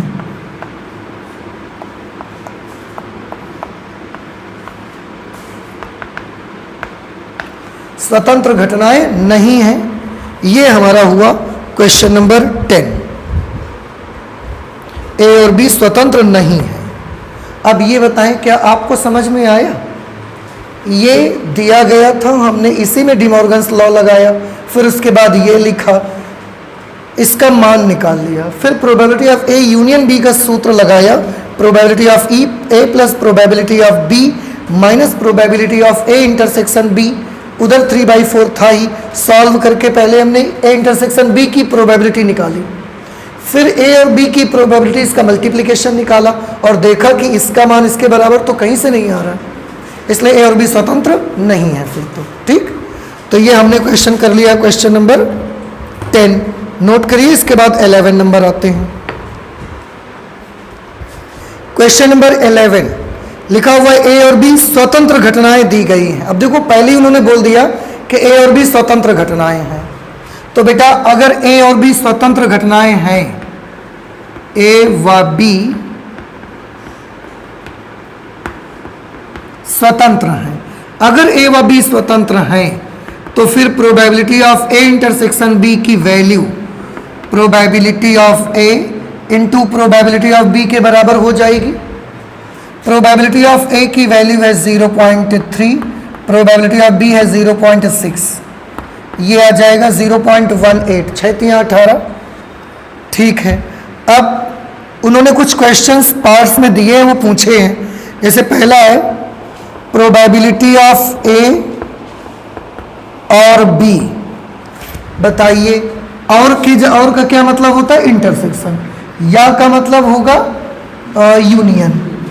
तो probability of A intersection B, इसका मान पूछा जा रहा, तो इसकी वैल्यू तो बहुआ अभी भी निकाले हम, 0.18 आ गई। सेकेंड पार्ट पे देखिए क्या लिखा है, ए और बी नहीं, ए और बी नहीं, इसको कैसे प्रदर्शित करोगे? और के लिए इंटरसेक्शन, बी नहीं के लिए बी डैश, याद आया? और ये भी याद करिए कि अगर ए और बी स्वतंत्र हैं तो ए और बी डैश भी स्वतंत्र होती हैं। अगर स्वतंत्र घटनाएं होंगी तो हम इसको लिख सकते हैं probability of A into probability of B dash. Probability of A की वैल्यू है 0.3। बता सकते हैं प्रोबेबिलिटी ऑफ बी डैश की वैल्यू क्या होगी? 1 minus probability of B, 1 minus probability of B करोगे तो ये 0.4 नहीं आ जाएगा भाई। एक में से इसको घटाओगे, 0.6 है तो 0.4 आ जाएगा, 4×3=12, ये इसकी वैल्यू आ गई। प्रोबेबिलिटी ऑफ ए और बी नहीं। नेक्स्ट थर्ड पार्ट है ए या बी। थर्ड पार्ट है प्रोबेबिलिटी ए या बी। ए या बी के लिए क्या लिखोगे? A union B. तो probability of A union B की वैल्यू क्या होती है? Probability of A plus probability of B minus probability of A intersection B. A की प्रोबेबिलिटी 0.3, बी की 0.6 और ए इंटरसेक्शन बी की 0.18। ये 639 माइनस 0.18, दशमलव के बाद एक जीरो तो अपने मन से बढ़ा सकते हैं ना हम। अब इसमें माइनस कर देना, 90 में 10 चले जाएंगे तो 80, 80 में 8 चले जाएंगे 72, तो 0.72 ये वैल्यू आ जाएगी। ठीक, थर्ड फोर्थ पार्ट आप देखिए, पी ए और बी में से कोई भी नहीं, ए और बी में से कोई भी नहीं, मतलब ए नहीं और बी नहीं, यही तो मतलब निकला इसका। ए नहीं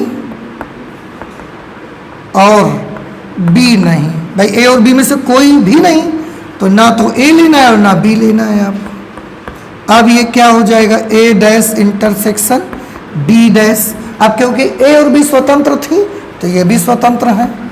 अगर ए डैश और बी डैश स्वतंत्र हैं तो probability of A dash into probability of B dash लिख देंगे। प्रोबेबिलिटी ऑफ ए डैश कैसे निकाली जाए, 1 माइनस प्रोबेबिलिटी ऑफ ए। 1 में से ए की प्रोबेबिलिटी माइनस कर दो, 1 में से ए की प्रोबेबिलिटी 0.3 माइनस करेंगे 0.7। प्रोबेबिलिटी ऑफ बी डैश कैसे निकाली जाएगी, 1 में से बी की प्रोबेबिलिटी को माइनस कर देंगे, 1 में से बी की प्रोबेबिलिटी 0.6 को माइनस कर देंगे 0.4। 6 4 सत्ते 28, 0.28 इसका आंसर आ जाएगा। इस तरह से ये क्वेश्चंस आपके करे जाएंगे। आप आंसर देखें 0.18, 0.12, 0.72, 0.28। ये हो गया हमारा क्वेश्चन नंबर 11। ठीक है, इसके बाद आप नोट कर ले, फिर क्वेश्चन नंबर 12 करते हैं। ठीक है, नोट कर लीजिए। क्वेश्चन नंबर 12 में लिखा है एक पासे को 3 बार उछाला जाता है। देखिए, जब एक पासे को आप 3 बार उछालोगे, पासे को एक बार उछालने पर उसमें प्रतिदर्श समष्टि में अवयव आते हैं 6, 2 बार उछालने पर 36 और 3 बार उछालने पर टोटल 216 बनते हैं। अब 3 बार पासे को आपने उछाला है तो हम प्रतिदर्श समष्टि के सारे अवयव आपको बना के नहीं दिखा सकते, क्योंकि 216 एलिमेंट्स बनेंगे, बहुत बड़ा नंबर है ये। हम इस क्वेश्चन को ऐसे ही सॉल्व करेंगे। तो मैं फिर से पढ़ता हूँ, लिखा है एक पासे को 3 बार उछाला जाता है तो कम से कम एक बार विषम संख्या प्राप्त होने की क्या प्रायिकता होगी। कम से कम एक बार विषम संख्या प्राप्त होने की प्रायिकता, आपको जो प्रायिकता पता लगानी है वो पता लगानी है कम से कम एक बार विषम संख्या प्राप्त होना, इस बात की प्रायिकता चाहिए। थोड़ा सा मैं एक नमूना आपको दिखाना चाहता हूँ कि अगर आप इसका सैंपल स्पेस बनाते तो कैसे बनता।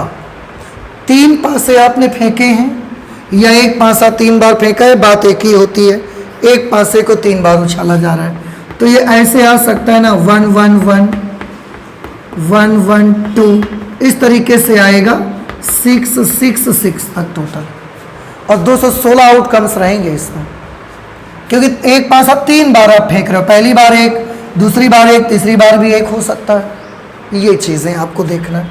आपको जो प्रोबेबिलिटी चाहिए वो चाहिए कम से कम एक बार विषम संख्या का प्राप्त होना।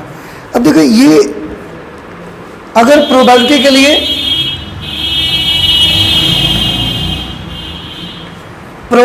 के लिए वैसे तो हमारा जो फॉर्मूला होगा उसमें हम अपॉन में लिखेंगे कुल परिस्थितियां और ऊपर लिखते हैं अनुकूल परिस्थितियां। ठीक, लेकिन अब यहाँ पर अनुकूल को गिनना हमारे लिए बहुत मुश्किल है, क्योंकि अनुकूल परिस्थिति कौन सी आएगी। ऐसे जो 216 ये पेयर बनेंगे, 216 इस तरीके से ब्रैकेट बनेंगे जा करके। अब उनको या तो हम सबको लिखें और फिर ये देखें कि जिस बॉक्स में 3 नंबरों में से एक नंबर भी विषम आ गया हो तो हम ले लें, और तीनों विषम आएंगे वो भी लेना है। क्यों? कम से कम एक विषम चाहिए ना आपको, कम से कम एक बार विषम संख्या प्राप्त होना। तो ये 3 में जिसमें से एक भी अंक विषम होगा वो भी ले लेंगे, जिसमें से 2 अंक कोई भी विषम होंगे वो भी ले लेंगे, और जिसमें से तीनों विषम होंगे ना वो भी हमको लेने पड़ेंगे। तो 216 में इनका नंबर क्या होगा ये पता लगाना हमारे लिए बहुत मुश्किल है। ऐसी सिचुएशन पर हम इसको थोड़ा सा अलग टाइप से करेंगे। क्या करेंगे, थोड़ा ध्यान से देखिएगा। हम इसको कैसे सॉल्व करेंगे, हमारा तरीका ये होगा, हम पहले प्रायिकता पता लगाएंगे कि एक भी विषम संख्या न आने की प्रायिकता। समझ रहे हैं क्या करेंगे? एक भी विषम संख्या न आने की प्रायिकता निकालेंगे, फिर उसको 1 में से माइनस कर देंगे।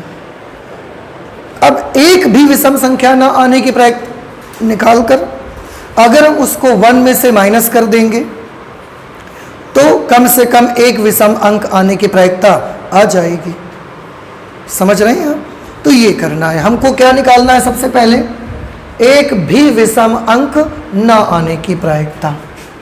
हम प्रोबेबिलिटी निकालेंगे एक भी विषम अंक न आने की प्रायिकता। एक भी विषम अंक न आने की प्रायिकता। अच्छा, जब हमने लिखा कि एक भी विषम अंक न आने की प्रायिकता, इसका मतलब क्या हुआ? इसका मतलब है वो वाले बॉक्सेस आपको चाहिए जिसमें यहां भी सम है, यहां भी सम है और यहां भी सम है। क्यों? आपने ये तो लिखा है एक भी विषम अंक न आने की प्रायिकता। एक भी विषम अंक नहीं चाहिए आपको, मतलब जो तीन जगहें होती हैं उन तीनों में आपको सम, सम और सम ही चाहिए। कुछ बात समझ आ रही है आपको? उसके लिए थोड़ा सा आप ध्यान से देखिए, मैं आपको यही समझाता हूँ। ऐसे ही तो पासे पर आएंगे नंबर ये इस तरीके से, और इस कंडीशन के लिए ये भी आपको क्या चाहिए, एक भी विषम अंक नहीं चाहिए। मतलब इस जगह पर भी क्या चाहिए, सम, इस जगह पर भी क्या चाहिए, सम, और इस जगह पर भी आपको क्या चाहिए, सम। आपके पास पासे में कितने सम होते हैं? 3, 2, 4, 6, 3 अंक सम होते हैं। तो उन तीनों में से यहां पर भी हमको या तो 2 चाहिए या 4 चाहिए या 6 चाहिए। यहां पर भी या तो 2 चाहिए या 4 चाहिए या 6 चाहिए। यहां पर भी 2 या 4 या 6 चाहिए। मतलब हम इस स्थान को 3 तरीके से भर सकते हैं, इस स्थान को भी हम 3 तरीके से भर सकते हैं, और इस स्थान को भी हम 3 तरीके से भर सकते हैं। तो कुल कितनी विधियां हुई? इस स्थान को 3 तरीके से भर सकते हैं, इस स्थान को भरने की 3 विधियां हैं, इस स्थान को भरने की भी 3 विधियां हैं। कुल कितनी विधियां होंगी? इसके लिए हम तीनों का गुणा करा देंगे। 3 तियां 9 तियां 27। अब ध्यान से सुनिएगा, 27 परिस्थितियां तो ऐसी होंगी जिनमें कहीं पर भी विषम नहीं आया होगा। हर जगह बस कैसा नंबर आया होगा, हर जगह बस सम ही सम आया होगा। तो एक भी विषम अंक न आने की प्रायिकता कैसे लिखेंगे? 27/216। क्यों? 27 विधियां हुई ना टोटल, 27 विधियां ऐसी होंगी, इस तरीके के 27 युग्म ऐसे बने होंगे जहां पर एक भी विषम अंक नहीं दिखेगा आपको। 3 की तीनों जगहों पर सम सम सम ही दिखेगा। ये 27/216। हमको क्या करना है? हमको तो पता लगाना है कम से कम एक बार विषम संख्या प्राप्त होना। तो अब हम प्रोबेबिलिटी निकालेंगे।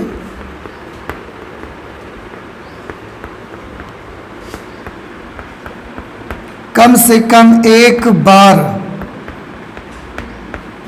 विषम संख्या प्राप्त होना, इसकी प्रोबेबिलिटी हमें चाहिए। उसके लिए क्या करेंगे?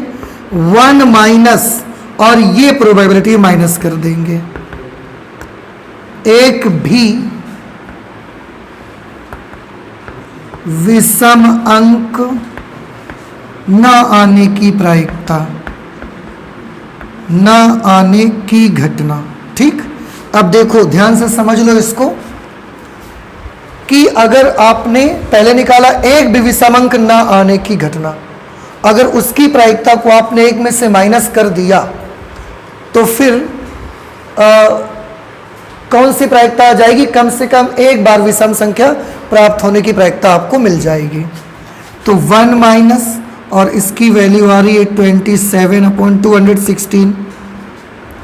इसमें एलसीएम आप ले सकते हैं 216 माइनस 27 बटे 216, माइनस करो, 16 में से 7 चले गए 9, यहाँ बचे 20, 20 में से 2 चले गए 18 बटे 216, 3 से कट जाएगा, 3 छंग 18, 3 तियां 9, 3 छंग 3 तियां 9, 3 सत्ते 21, 3 दूना 6, 9 से कट सकता है, 9 सत्ते 63, 9 अट्ठे 72, 7/8 इसकी प्रोबेबिलिटी निकल करके आ जाएगी। तो तो इस तरह से आपको करना है। या तो और मैं एक चीज़ बता दूं, इतना भी झंझट नहीं करना चाहो तो मत करिए। एक बड़ा सिंपल सा तरीका है मेरे भाई, क्या कि 27 जोड़े ऐसे वाले कौन से मिलेंगे आपको जिनमें तीनों जगहों पर क्या आएगा, सम आएगा।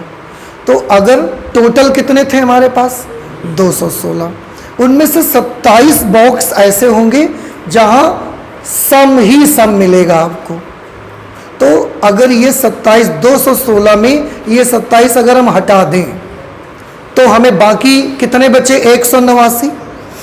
189 ऐसे जोड़े होंगे जिनमें कम से कम एक विषम तो आ ही जाएगा और उसी की प्रायिकता चाहिए। तो फिर से बताओ टोटल कितने यहां पर बनेंगे आउटकम्स 216। उनमें से 27 आउटकम्स कौन से होंगे जिनमें कोई भी विषम आपको नहीं दिखेगा।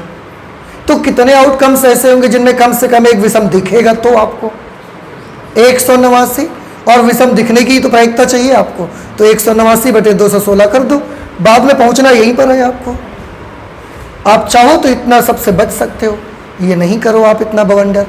आपको जैसे ही पता लगा कि टोटल 216 आउटकम्स में से 27 आउटकम्स ऐसे हैं जिनमें तीन के तीनों नंबर सम ही सम आएंगे, तो कितने जोड़े ऐसे बनेंगे जिनमें कम से कम एक विषम तो दिखे हमको 189 और उसी की प्रायिकता हमको चाहिए।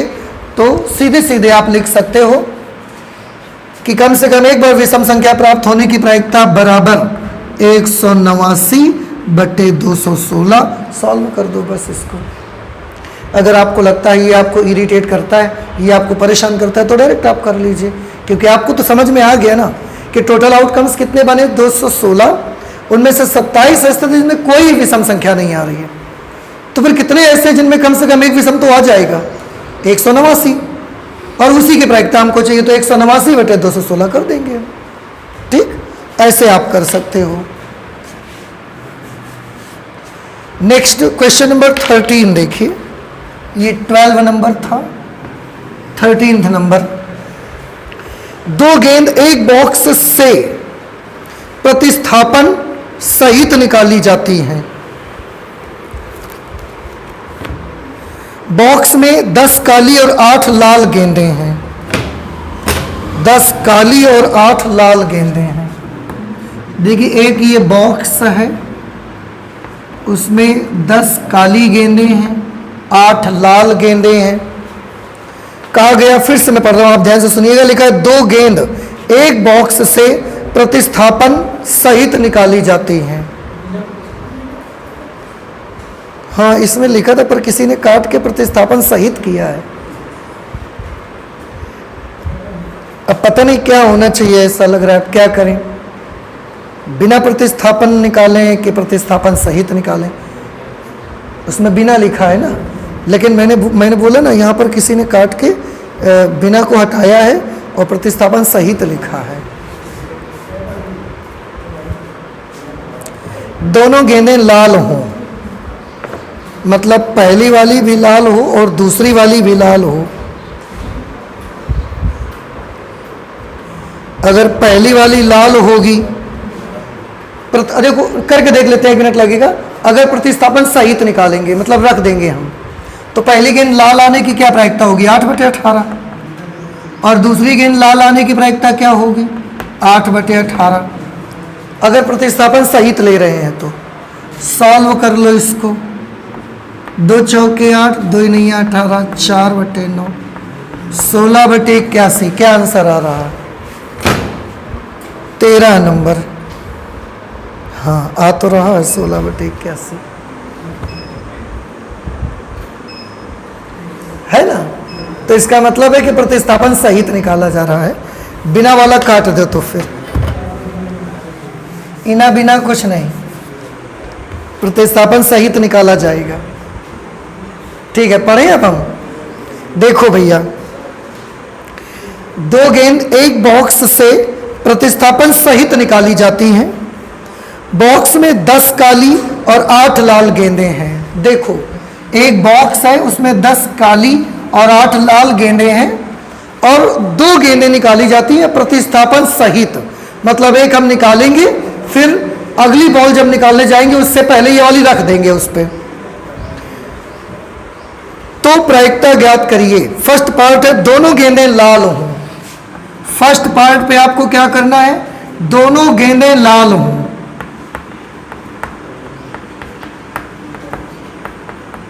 दोनों गेंदें लाल होने की प्रायिकता,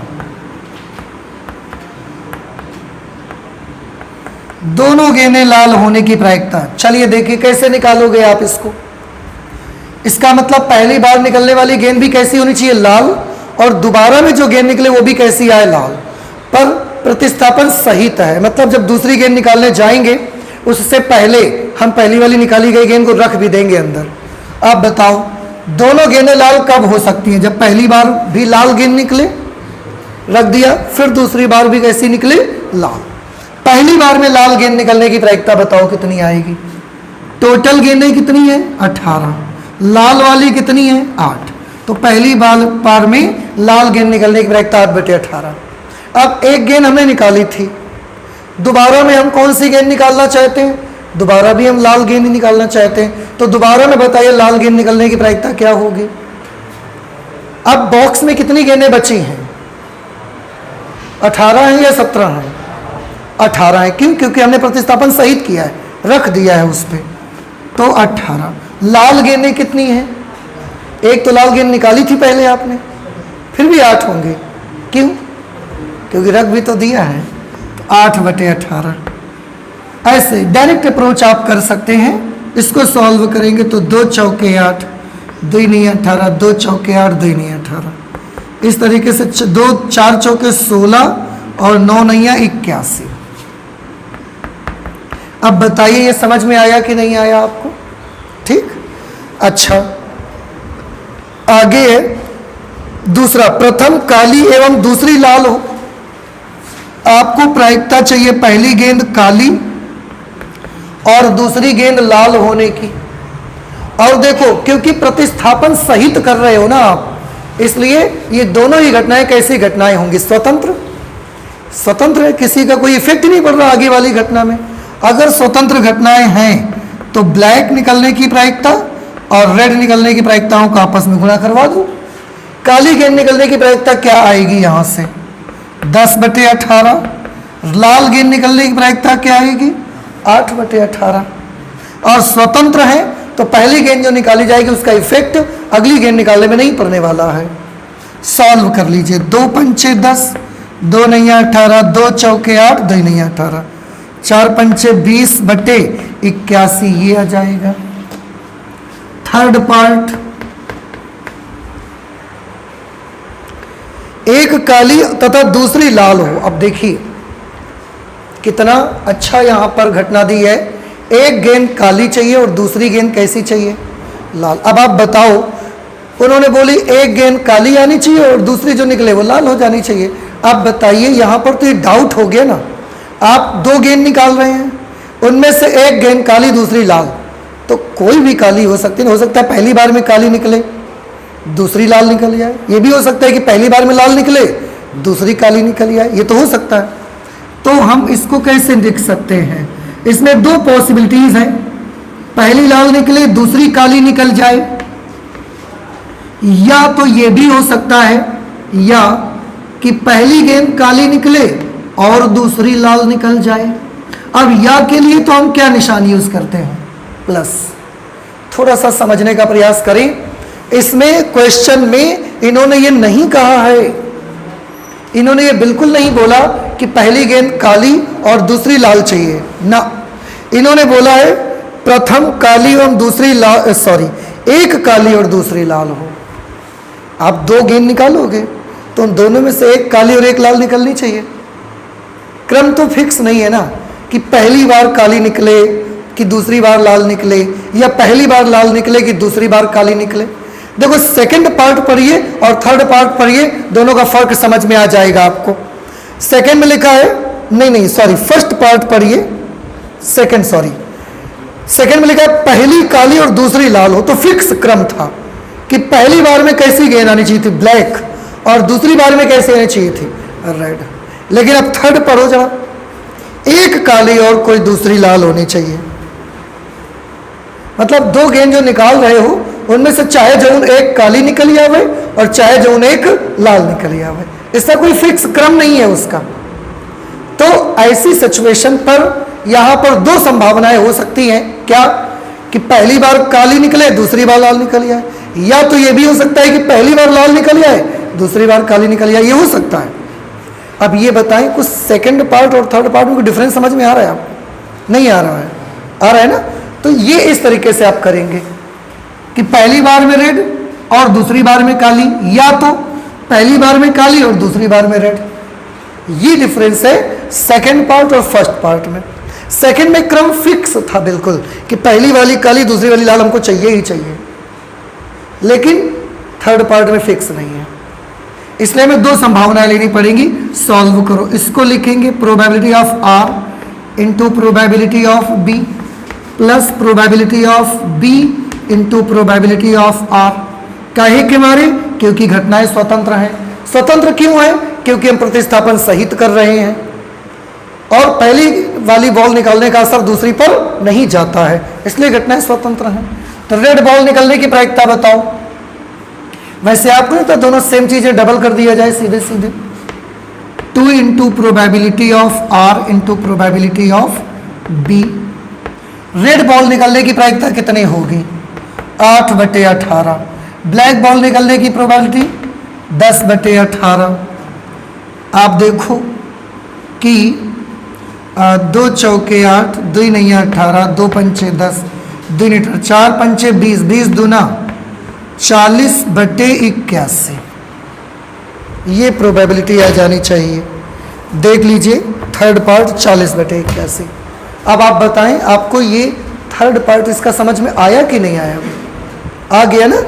इसीलिए मैंने बोला आप सेकंड पार्ट और थर्ड पार्ट दोनों पढ़ के देखो, फिर आपको उसका फर्क समझ में आ जाएगा कि डिफरेंस आखिरकार कहां पर है। ठीक है, इसके बाद हम 14 करेंगे, पर आप पहले इसको नोट कर लीजिए, ठीक है। क्वेश्चन नंबर 14 में एक विशेष समस्या को ए और बी द्वारा स्वतंत्र रूप से हल करने की प्रायिकताएं 1/2 और 1/3 है। ए के द्वारा समस्या को हल करने की प्रायिकता 1/2 है और बी के द्वारा समस्या को हल करने की प्रायिकता 1/3 है। यदि दोनों स्वतंत्र रूप से समस्या हल करने का प्रयास करते हैं तो प्रायिकता ज्ञात कीजिए। देखो फर्स्ट पार्ट में किसकी प्रायिकता चाहिए? समस्या हल हो जाती है। अब देखिए समस्या हल हो जाती है, प्रायिकता चाहिए कि समस्या हल हो जाती है, इस बात की प्रायिकता चाहिए। अब देखो इसको समझने की कोशिश करें आप। समस्या हल हो जाती है, दो लोगों को एक प्रॉब्लम सॉल्व करने के लिए दी गई। अब क्वेश्चन ये पूछा जा रहा है कि समस्या हल हो जाएगी, इस बात की प्रायिकता बताओ। तो अब हम कैसे सोचते हैं? देखो हम लोग ये सोचते हैं कि हो सकता है कि समस्या को ए हल कर दे, बी ना कर पाए, या तो ये भी हो सकता है कि बी हल कर दे, ए ना कर पाए, या तो ये भी हो सकता है कि दोनों हल कर दें। और अगर ये हो रहा है तो समस्या हल हो जा रही है आपकी। समस्या हल होने से मतलब है ए हल करता है कि बी करता है कि दोनों कर देते हैं, आपको इससे मतलब नहीं है। लेकिन जब यहां पर बात आती है कि समस्या हल हो जाती है, इस बात की प्रायिकता बताइए, तो हम यहां पर सोच सकते हैं 3 कंडीशन हो सकती हैं। हो सकता है कि समस्या को ए हल कर दे और बी हल ना कर पाए। यह भी हो सकता है या तो फिर या आया तो प्लस लगा दिया, ए ना हल कर पाए और बी हल कर दे, या तो फिर यह भी हो जाएगा कि समस्या को दोनों ही हल कर दें, ए और बी दोनों मिलकर हल कर दें उसको। आपको तो समस्या सॉल्व होने से मतलब है। बी नहीं कर पाया तो क्या हुआ? ए ने तो कर दिया। ए नहीं कर पाया तो क्या हुआ? बी ने तो कर दिया, या तो फिर दोनों ने कर दिया। आपको एक बात से मतलब है, समस्या हल होने से मतलब है, बस। और तो आपको किसी से मतलब नहीं है, ठीक है। अब आप इसको कैसे सॉल्व करेंगे? आप इसे सॉल्व करेंगे प्रोबेबिलिटी ऑफ, क्योंकि ए और बी स्वतंत्र रूप से सॉल्व कर रहे हैं, आपने देखा था उसमें। तो हम इसको लिख सकते हैं A into probability of B dash plus probability of A dash into probability of B plus probability of A into probability of B. Solve करिए। ए की प्रोबेबिलिटी कितनी है? 1/2 और बी के सॉल्व ना करने की प्रायिकता, करने की 1/3 है, तो ना कर पाने की क्या होगी? 1 में से माइनस कर देंगे तो 2/3। ए की समस्या हल ना कर पाने की प्रायिकता, हल करने की प्रायिकता 1/2 है, तो ना करने की 1 में से माइनस करेंगे 1/2 तो 1/2 आएगा। बी के सॉल्व करने की 1/3, ए के सॉल्व करने की 1/2 और बी के सॉल्व करने की 1/3। यहां सॉल्व करिए आप, तो ये 2/6, ये 1/6, ये भी 1/6, 2 1 3 1 4/6, 4/6, 2 दूना 4, 2 3 6। इस तरीके से आ जाएगा। और देखो एक चीज हम आपको बताएं, समस्या हल हो जाती है, इसकी प्रायिकता चाहिए थी आपको। यानी कि हमारा एक मतलब है कि कम से कम ए और बी में से कम किसी एक के द्वारा समस्या को हल हो जाना चाहिए। हम यही चाहते थे ना भाई। क्वेश्चन में आपको क्या दिया कि समस्या हल हो जानी चाहिए, बस। इसको हम ऐसे भी लिख सकते थे, probability of A union B. क्यों? ए यूनियन बी का क्या मतलब होता है? कम से कम किसी एक के द्वारा समस्या को हल होने की प्रायिकता। इसको हम निकाल सकते थे probability of A plus probability of B minus probability of A intersection B. Probability of A 1/2, probability of B 1/3। A intersection B निकालोगे तो स्वतंत्र घटनाएं हैं, दोनों का गुणा हो जाएगा 1/6। 6 एलसीएम ले लिया तो 3 plus 2 minus 1, 3 2 5 minus 1, 4/6। It is again 2/3। तो आप ये मेथड से भी जा सकते हो, आप ये मेथड से भी जा सकते हो प्रोबेबिलिटी को फाइंड करने के लिए। बस थोड़ा सा ना आपको सोचने की जरूरत है। एक बार कसम से लॉजिक समझ में आ गया फिर बड़ा इजी हो जाता है। देखो फिर से एक बार इत्मीनान से समस्या हल हो जाती है। अच्छा ये वाली बात समझ में आई कि नहीं आई पहले ही बताओ। ये तो आ गया, आपको मतलब किससे है? कोई भी करे यार, समस्या सॉल्यूशन चाहिए बस मुझे, कोई भी करे। तो हो सकता है ए कर दे बी ना कर पाए, पर समस्या हल तो हो गई ना। तो दुखड़ा तो किसी बात का नहीं बचा आपका। ए नहीं कर पा रहा, बी ने कर दिया, तब भी तो आपका काम हो गया। दोनों ने कर दिया तब भी तो आपका काम हो रहा है। समस्या तो हल हो रही है, प्रायिकता 2/3 आ रही है। वहां पर समस्या हल हो जाए, बस इसकी प्रायिकता चाहिए आपको। समस्या हल हो जाए मतलब कोई भी करे, कम से कम एक आदमी तो कर दे, और कम से कम किसी एक के द्वारा समस्या हल हो जाए। इसको हम ए यूनियन बी से लिखते हैं। कम से कम एक घटना घटित हो, ए यूनियन बी, दोनों घटनाएं घटित हो, ए इंटरसेक्शन बी। तो कम से कम एक के द्वारा तो घटना घटित हो जाए तो ए यूनियन बी। इसका सूत्र ये जानते ही हैं आप लोग, कोई नया सूत्र नहीं है। वैल्यू लिखा, सॉल्व कर दिया, तब भी 2/3 आ गया। आप ऐसे करिए या आप ऐसे करिए, फर्स्ट पार्ट का जवाब दोनों तरह से आपको मिल जाएगा। सेकंड पार्ट देखिए, उनमें से तथ्यतः कोई एक समस्या हल कर लेता है। लीजिए शर्त डाल दी अभी उन्होंने क्वेश्चन के भीतर, तथ्यतः कोई एक समस्या हल करे। मतलब हम नहीं चाहते कि दोनों सॉल्व करें, कोई एक कर दे, बस हम ये चाहते हैं। मतलब अगर ए कर दे तो फिर बी ना कर पावे, और अगर ए ना कर पावे तो फिर बी करे। तथ्यतः एक कोई समस्या सॉल्व करे, हम नहीं चाहते कि दोनों सॉल्व कर लें उसको। तो अब हमारे पास क्या है, कोई एक समस्या को सॉल्व करे। तो इसके लिए प्रोबेबिलिटी जो हमको चाहिए, उनमें से तथ्यतः कोई एक समस्या हल करे।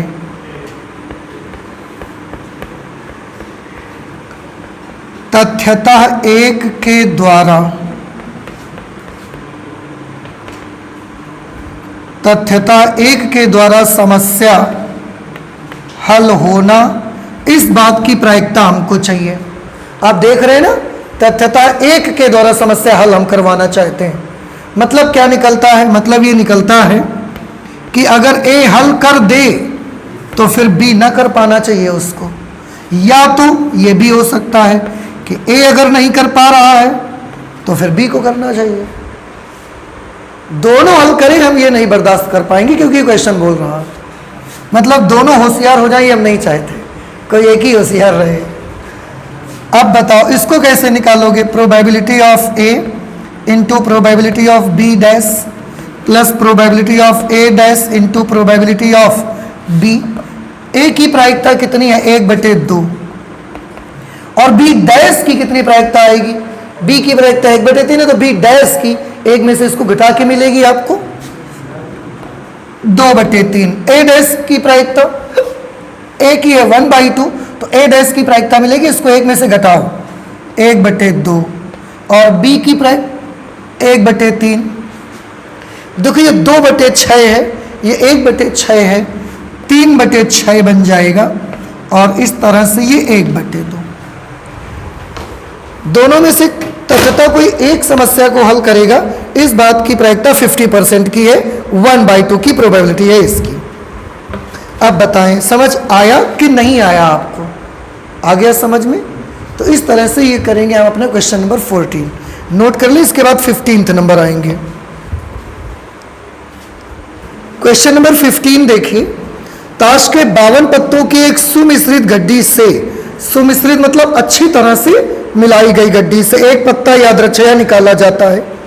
निम्नलिखित में से किन दशाओं में ई और एफ स्वतंत्र हैं? स्वतंत्र है, उसके लिए वही चेक करना पड़ेगा हमको। देखो फर्स्ट पार्ट क्या लिखा है? गड्डी से एक पत्ता निकाला जाता है, ठीक है। सबसे पहले ई घटना दी गई, लिखा है निकाला गया पत्ता हुकुम का है। अब बताओ घटना ई निकाला गया पत्ता हुकुम का है, हुकुम का पत्ता होने की क्या प्रायिकता होगी बता सकते हैं? कुल कितने पत्ते हैं? 52। हुकुम के कितने पत्ते होते हैं? 13। 13 हुकुम के, 13 चिड़ी के, 13 पान के, 13 ईंट के। तो हुकुम के 13 पत्ते हैं, तो 13/52 1/4। हुकुम का पत्ता निकलने की प्रायिकता 1/4 है। एफ के बारे में क्या बताया गया है? देखो जरा, निकाला गया पत्ता इक्का हो तो इक्का निकलने की प्रायिकता क्या होगी बता सकते हैं? कुल कितने पत्ते हैं? 52। इक्के कितने होते हैं गड्डी में? 4, तो 4/52 1/13। ठीक है।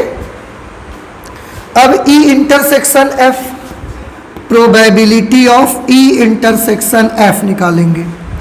ई क्या निकलने की प्रायिकता थी बताओ? हुकुम का पत्ता। एफ क्या निकलने की प्रायिकता है? इक्का। तो जब ई इंटरसेक्शन एफ आ गया, इसका मतलब हुकुम का इक्का निकलने की प्रायिकता चाहिए आपको। कुछ बात समझ में आई थोड़ी सी? फिर से देखिए, ई क्या घटना है? हुकुम का पत्ता निकलने की घटना है। एफ क्या है? इक्का निकलने की घटना है। तो जब ई इंटरसेक्शन एफ हो गया, मतलब उस पत्ते को, वो एक पत्ता होगा, उसको हुकुम का भी होना चाहिए और वो इक्का भी होना चाहिए, यानी कि हुकुम का इक्का निकलने की प्रायिकता। अब हुकुम के कितने इक्के होते हैं गड्डी के भीतर?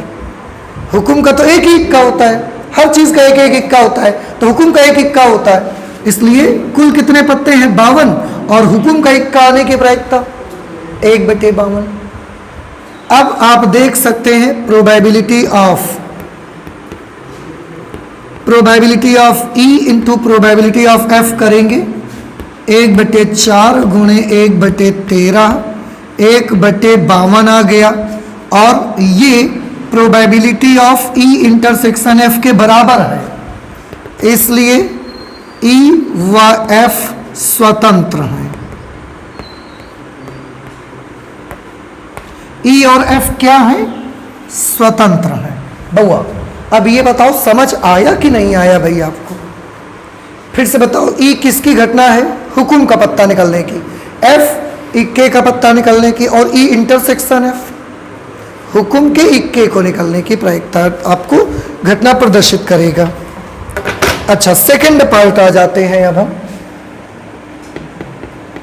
देखो ई घटना बताई गई है, हम डायरेक्ट प्रोबेबिलिटी ऑफ ई निकाल लेंगे। ई है निकाला गया पत्ता काले रंग का हो, तो बताइए काले रंग के कितने पत्ते होते हैं गड्डी के भीतर?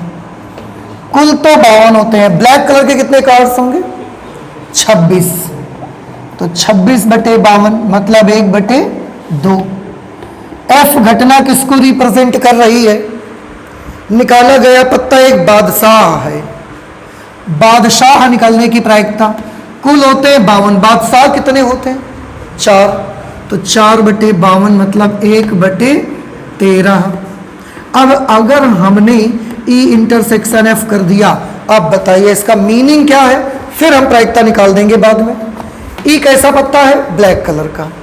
एफ कैसा पत्ता है? बादशाह। अब ई इंटरसेक्शन एफ का मतलब है ब्लैक कलर का बादशाह। तो ब्लैक कलर के कितने बादशाह मिलेंगे आपको गड्डी में? 2, एक चिड़ी वाला और एक हुक्म वाला। नहीं समझ में आया? आ रहा है ना समझ में?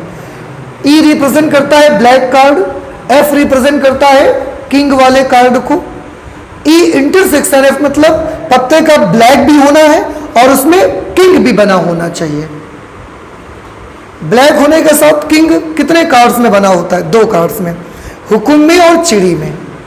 इसलिए कुल पत्ते 52 होंगे, 2 पत्ते होंगे जिनमें ब्लैक के साथ बादशाह बना होगा। इस तरीके से 1 कितनी वैल्यू आएगी? 26। अब हम इसको आगे सॉल्व करके देखेंगे। Probability of E into probability of F करेंगे। प्रोबेबिलिटी ऑफ ई है 1/2, प्रोबेबिलिटी ऑफ एफ है 1/13, तो 1/26 हो गया, जो कि probability of E intersection F के बराबर तो है 1/26 1/26। इसलिए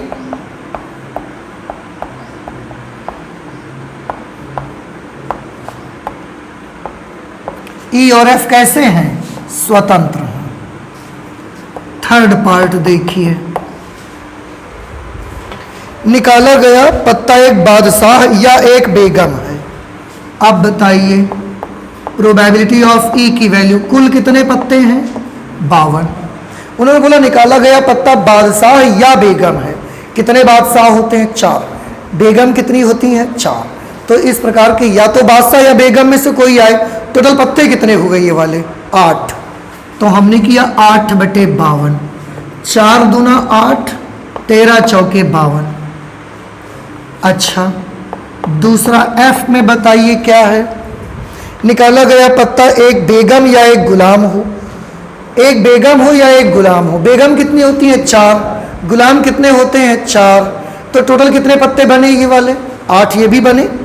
तो इनकी प्रायिकता के लिए क्या लिखेंगे? 8/52। It is again 2/13।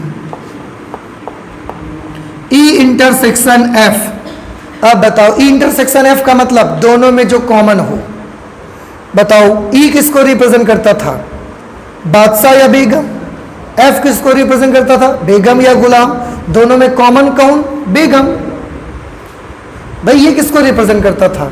बादशाह या बेगम? ये करता था बेगम या गुलाम। अब दोनों में कॉमन ढूंढने जाओगे तो बेगम शब्द कॉमन मिलेगा आपको। तो बेगम होने की प्रायिकता बताइए। कुल कितने पत्ते? 52। बेगम की प्रायिकता कितनी आएगी? 4/52, क्योंकि बेगम तो 4 होती है ना। सॉल्व करिए तो 1/13 आ जाएगा।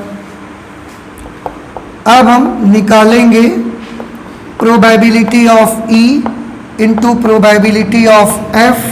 प्रोबेबिलिटी ऑफ ई होगी 2/13, प्रोबेबिलिटी ऑफ एफ 2/13। इस तरीके से 4/169। और इसको कितना भी सॉल्व कर लो आप, ये 1/13 के बराबर नहीं आएगा। मतलब ये probability of E intersection F के बराबर नहीं आएगा। अगर नहीं आएगा तो हम क्या लिख देंगे? इसलिए ई व एफ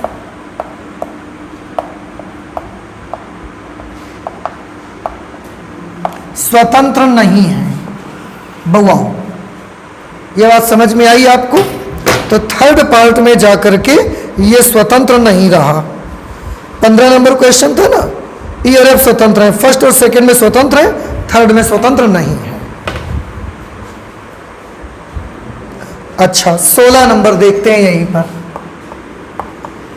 ये बताएं ये चीज समझ आई कि नहीं आई आपको? ठीक, 16 नंबर पे एक छात्रावास में 60% विद्यार्थी हिंदी का, 40% विद्यार्थी अंग्रेजी का और 20% विद्यार्थी दोनों अखबार पढ़ते हैं।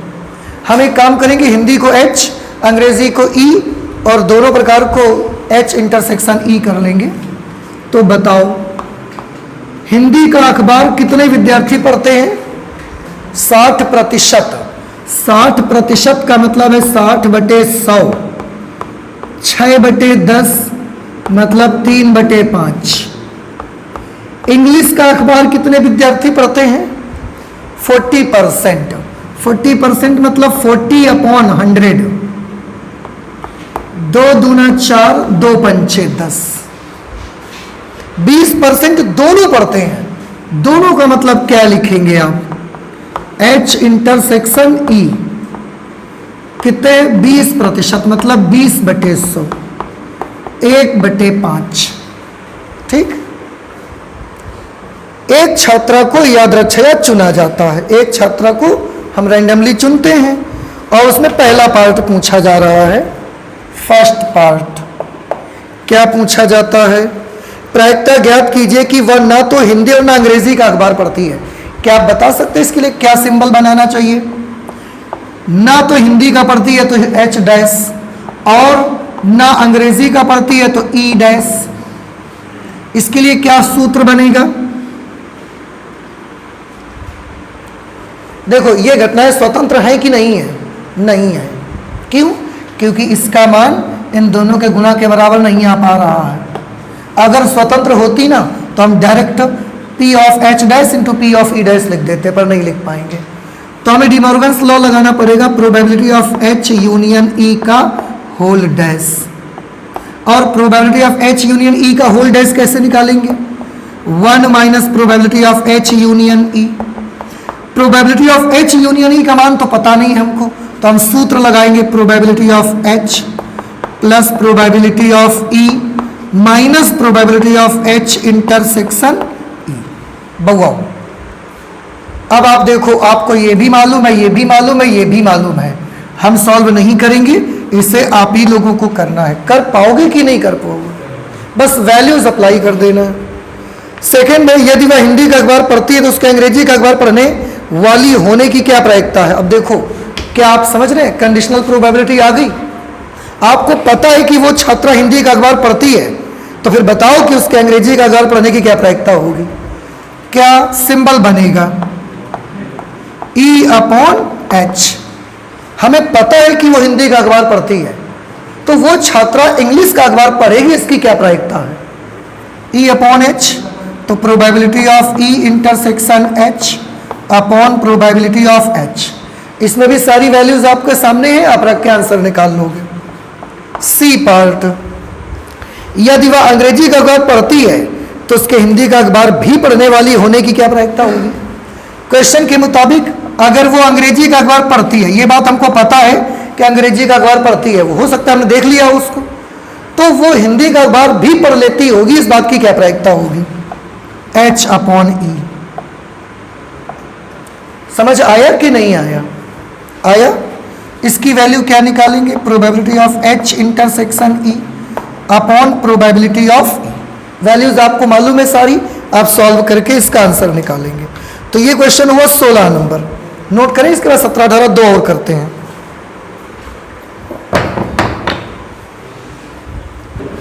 क्वेश्चन नंबर 17 में लिखा है, यदि दो पासों का एक जोड़ा उछाला जाता है, अगर दो पासों का एक जोड़ा आप उछालेंगे तो कितने आउटकम्स आएंगे सैंपल स्पेस में? टोटल 36। प्रत्येक पासे पर सम अभाज्य संख्या प्राप्त करने की प्रायिकता निम्नलिखित में से क्या होगी? आपको पता है कि सम अभाज्य संख्या कौन सी होती है? 2। सम होने के साथ अभाज्य भी हो। 2 एकलौती ऐसी संख्या है जो सम अभाज्य संख्या है। अब उनको जब प्रत्येक पासे पर सम अभाज्य संख्या, फिर से सम अभाज्य संख्या कौन सी होती है? 2, और प्रत्येक पासे पर सम अभाज्य चाहते हैं, यानी कि प्रत्येक पासे पर वो 2 चाहते हैं। अब आप खुद सोच करके मुझे बताएं कि जब 2 5 से उछालेंगे तो टोटल कितने आउटकम्स बने? 36। अब उनमें से दोनों जगहों पर 2 लिखा हुआ, ऐसा कितनी जगह पर होगा? पूरा 36 में से एक ही जगह तो ऐसी होगी जहां 2 2 आएगा। तो फेवरेबल नंबर ऑफ आउटकम्स कितने होंगे? केवल 1। इसलिए उस इवेंट की प्रोबेबिलिटी आप निकालने जाओगे favourable number of outcomes upon total number of outcomes 1/36। थोड़ा सा आप इस पर दिमाग लगाइए कि अगर 2 5 से हम उछालते तो टोटल तो 36 बनेगी परिस्थितियां। हमको कौन सी परिस्थितियां चाहिए? वो वाली जिनमें दोनों जो एक एक जोड़ा मिलेगा उसमें दोनों जगहों पर 2 लिखा हो, दोनों जगहों पर 2 लिखा हो, एक ही कंडीशन ऐसी बनेगी वो। तो बस 1/36 आंसर हो जाना चाहिए। डी पार्ट सही जवाब आ जाएगा, ऑप्शन डी करेक्ट होगा। 18, 2 घटनाओं ए और बी को परस्पर स्वतंत्र कहते हैं अगर ए और बी 2 घटनाएं, देखो ध्यान से सुन लो हमारी बात, ए और बी 2 स्वतंत्र घटनाएं हैं। ए और बी 2 स्वतंत्र घटनाएं अगर होती हैं तो हमने एक रूल पढ़ा है कि probability of A intersection B का मान प्रोबेबिलिटी ऑफ ए, और देखो इंटरसेक्शन बी को हम ऐसे भी तो लिख देते हैं ए बी, याद होगा बताया गया था आपको, probability of A into probability of B. ये भी हो सकता है probability of A dash B बराबर probability of A dash into probability of B. ये भी हो सकता है ए बी डैश बराबर probability of A into probability of B dash. A dash B dash बराबर भी हो सकता है probability of A dash into probability of B dash. ठीक है। अब अगर ए और बी स्वतंत्र है तो ये 4 शर्तें हो सकती हैं। अब देख लीजिए इसमें कौन कौन सी दी है। पहला दिया है ए और बी परस्पर अपवर्जी हैं, अरे अगर स्वतंत्र है तो अपवर्जी क्यों हो जाएंगे? पहला पार्ट तो बिल्कुल गलत। सेकंड पार्ट भी है probability of A dash into A dash B dash, A dash B dash क्या इसके बराबर है? एक चीज और देखो, इसको क्या लिख सकते हैं? 1 माइनस प्रोबेबिलिटी ऑफ ए, इसको लिख सकते हैं 1 माइनस प्रोबेबिलिटी ऑफ बी। और अब आप देखो यही तो आ रहा है इस पर, तो फिर ऑप्शन कौन सा सही निकलेगा? Option B will be correct. समझ आया कि नहीं आया भाई आपको? और इस तरीके से ये पूरी एक्सरसाइज आपकी कंप्लीट हो जाती है। अगली क्लास में हम लोग बेस थ्योरम कर सकते हैं। ठीक है, ठीक है, फिर आज इतना ही रखेंगे। मैथमेटिक्स में एक्सरसाइज 13.2 आपने पूरी सॉल्व कर ली है। इसको अच्छे से तैयार करिए, यहाँ से क्वेश्चन आपको मिल सकते हैं एग्जामिनेशन में। तो आज इतना ही रखेंगे मैथमेटिक्स में। चलते हैं, मिलते हैं अगली क्लास में। Thank you.